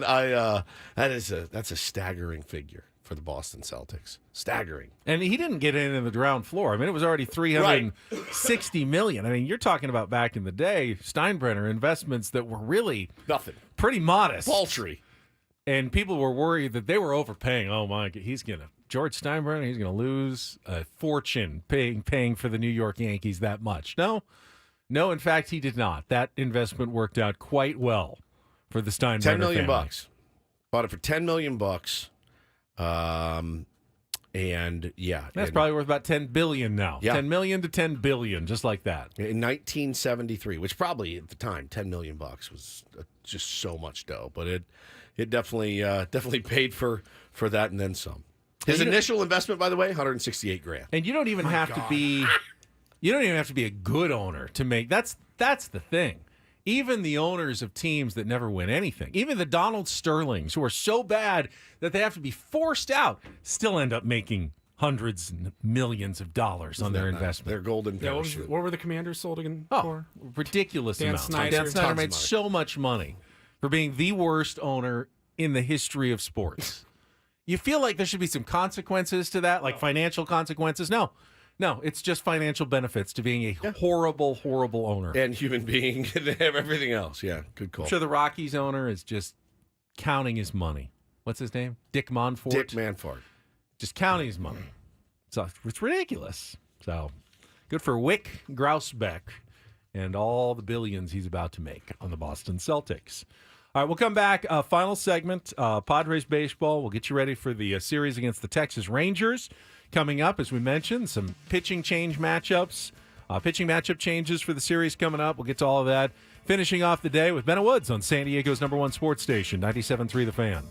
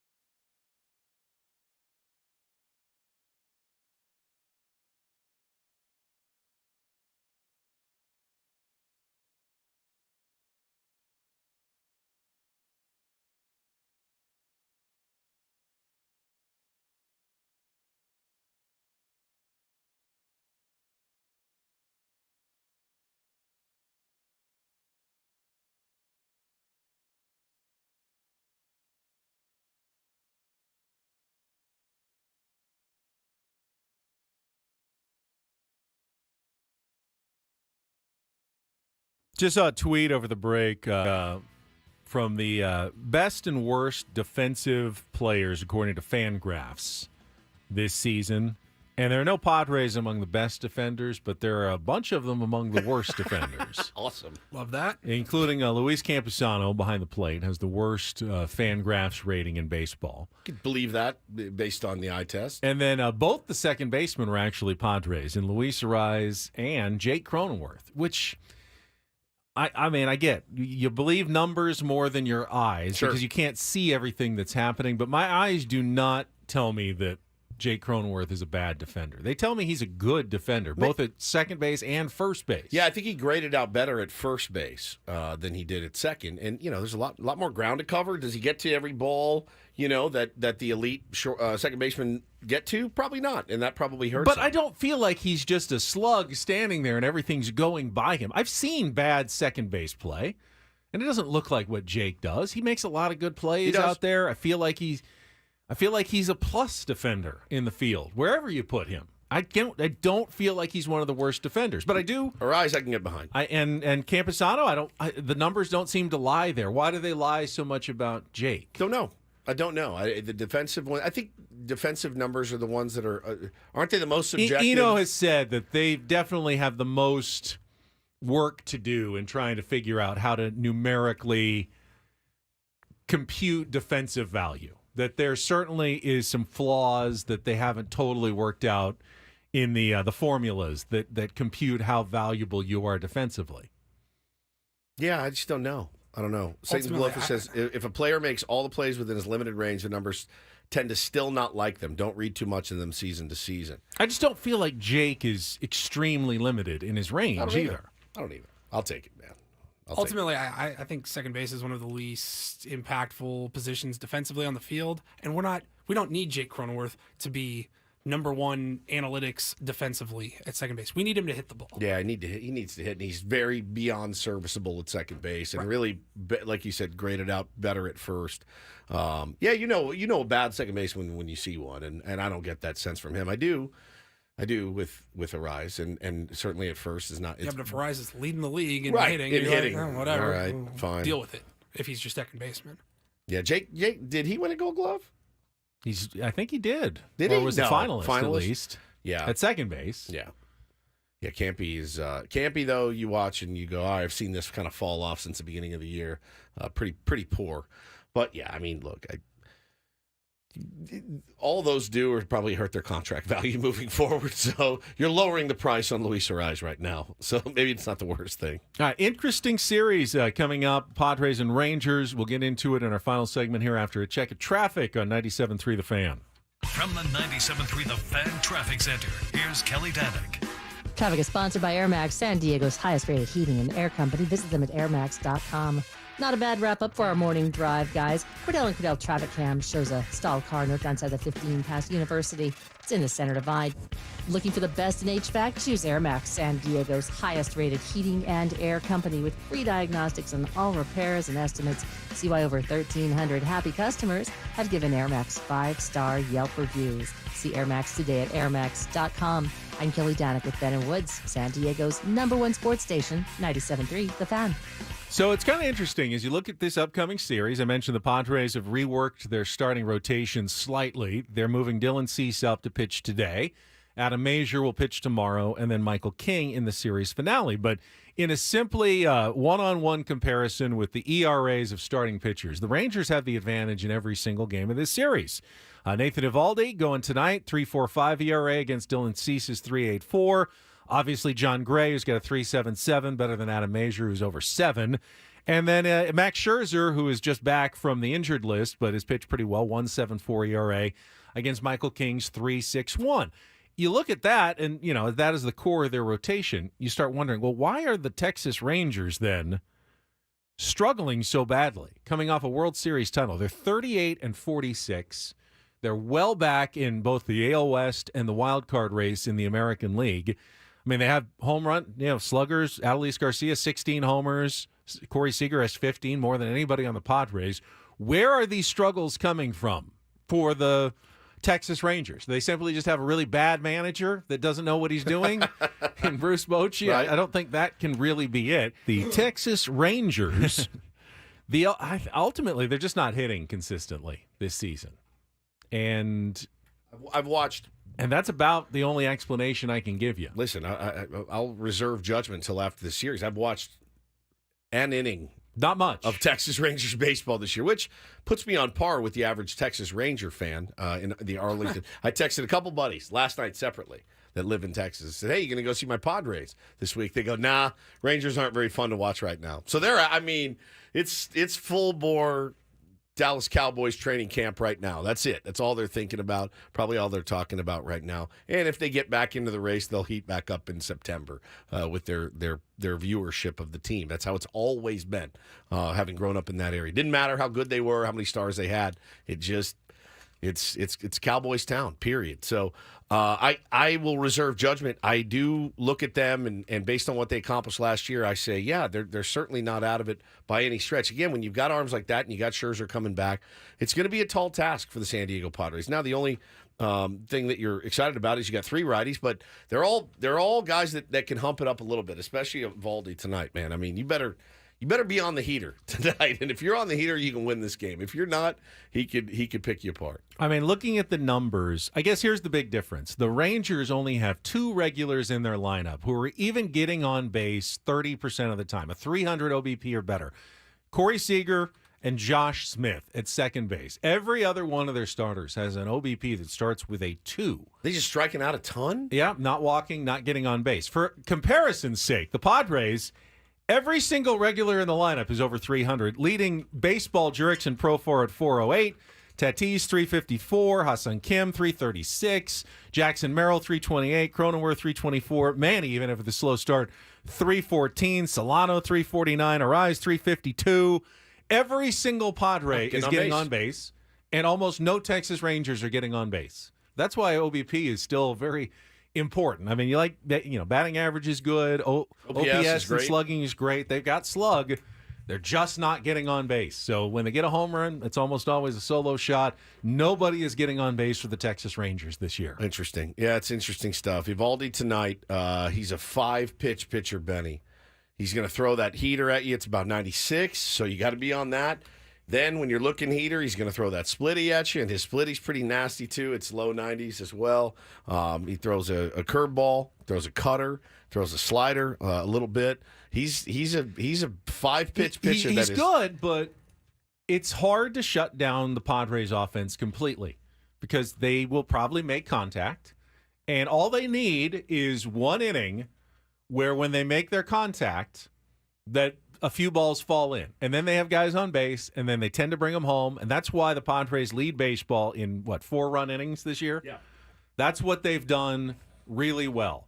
And occasionally there are games where the balls don't fall in, or they don't get those hits with runners in scoring position, like Sunday, the New Distortion game, when they only scored 1. Very well done. Because, they got hits, they got 8, they had runners in scoring position, but they didn't ever have that inning where that all came together. But most games, for the most part, they do. They find, even against the tough pitchers, Arise has his leadoff single there, and then one of the next 2 guys gets a hit, and then it's first and third.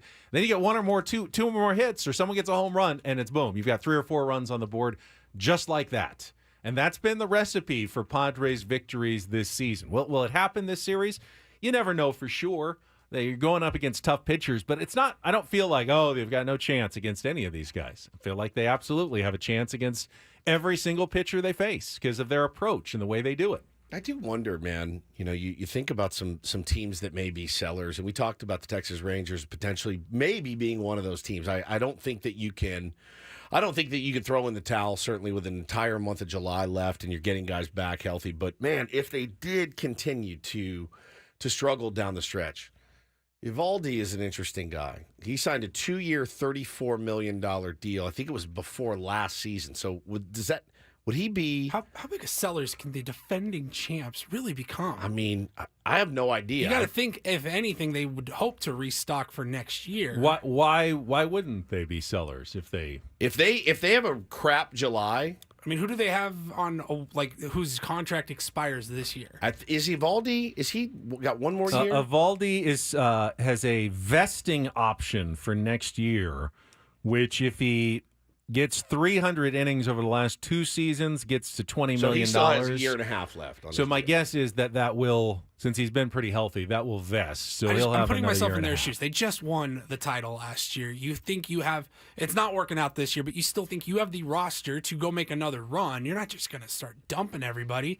This season may be gone or out of reach. So if you have anybody who's going to be a free agent after this year, yeah, I could see them being on the move. Pretty interesting. Start unloading. Yeah, guys. this is it. Look, I mean, this is a huge series for them. Huge series for them. The Astros are turning back into the Astros again. We all kind of knew. We all had one eye open on the Astros. I just have not followed that division very much at all. Probably the division in baseball. The Mariners have been the least. best team, but not good enough to put the Astros away. They're dying. And now the Astros are hot on their heels. Yep. And I haven't looked at the odds recently, but my guess is that odds makers probably make the Astros the favorites the rest of the season. It's got to be close with the Mariners at least. Even with the Mariners, it's only about 3.5 games, I think, now back in the division for the Houston Astros at this point. So they're coming on strong, and the Rangers have a couple of teams ahead of them, and they're not coming on strong at all. Now, don't let them get started now. Right? Don't let them come on strong now. Don't be the team that gets them right. Don't be the team that gets them, feeling good again. They haven't been playing good baseball. We want them to keep. Well, it not starts playing good with Dylan Cease doing something he hasn't done in the last couple of months, and that is put together 2 consecutive really good starts. Yes. Had a great one his last time out. Last Phenomenal. Wednesday against the Washington Nationals, went 7 innings, 1 hit, no runs. Best start he's had in probably, month and a half. But we've seen a couple of good starts, and then he kind of, the next one is not so good. Can he put together just 2 really good starts in a row and get the Padres off to a series win, chance to win another series?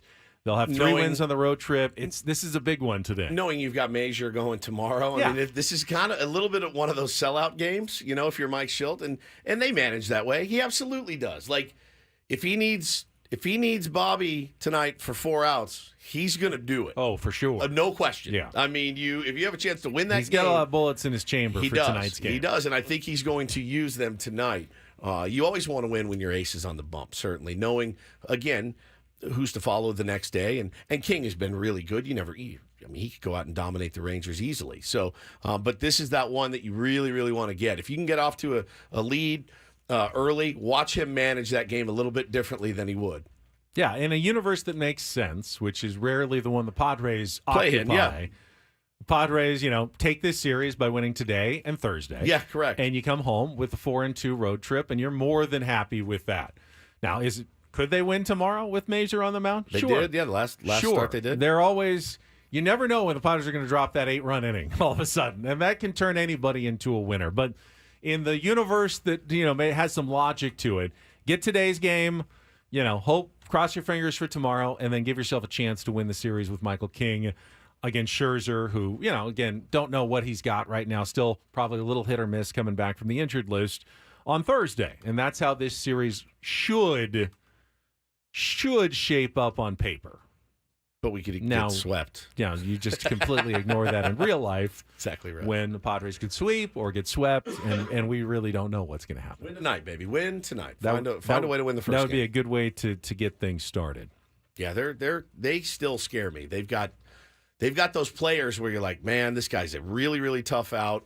Wyatt Langford hitting for the cycle the other day. Like, he's starting to round into form. They've got guys that haven't. I don't know if Seager, his availability for the series, I think he's in. He's just one of the scariest hitters in the game of baseball. Just an absolute stud. Imagine letting that guy walk from your franchise. I mean, just amazing to me. So hopefully, I don't know if he's back or not. I know he got dotted on the hand. I did not see him playing against the Orioles in the last game. But again, I know nothing about the Texas Rangers. But they had a day off yesterday as well. Everyone trying to reset for the start of this series. So we'll see. Yeah, as you said though, Padres bullpen should be in good shape with the off days yesterday, Thursday before that. Even with having to use some of the pitchers in the series in Boston, didn't have to break out Robert Suarez at all. Jeremiah Estrada had the 1 inning on Sunday.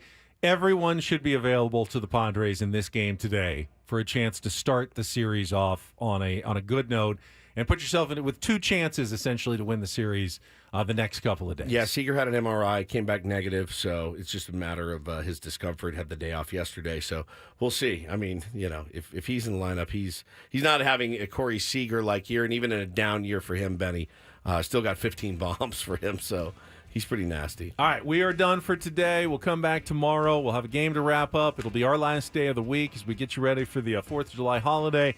Everyone have a good rest of your Tuesday. For executive producer and imaging director Paul Reindl, for Stephen Woods, I'm Ben Higgins. Annie and Elston coming up next here on San Diego's #1 sports station, 97.3 The Fan. So long, everybody.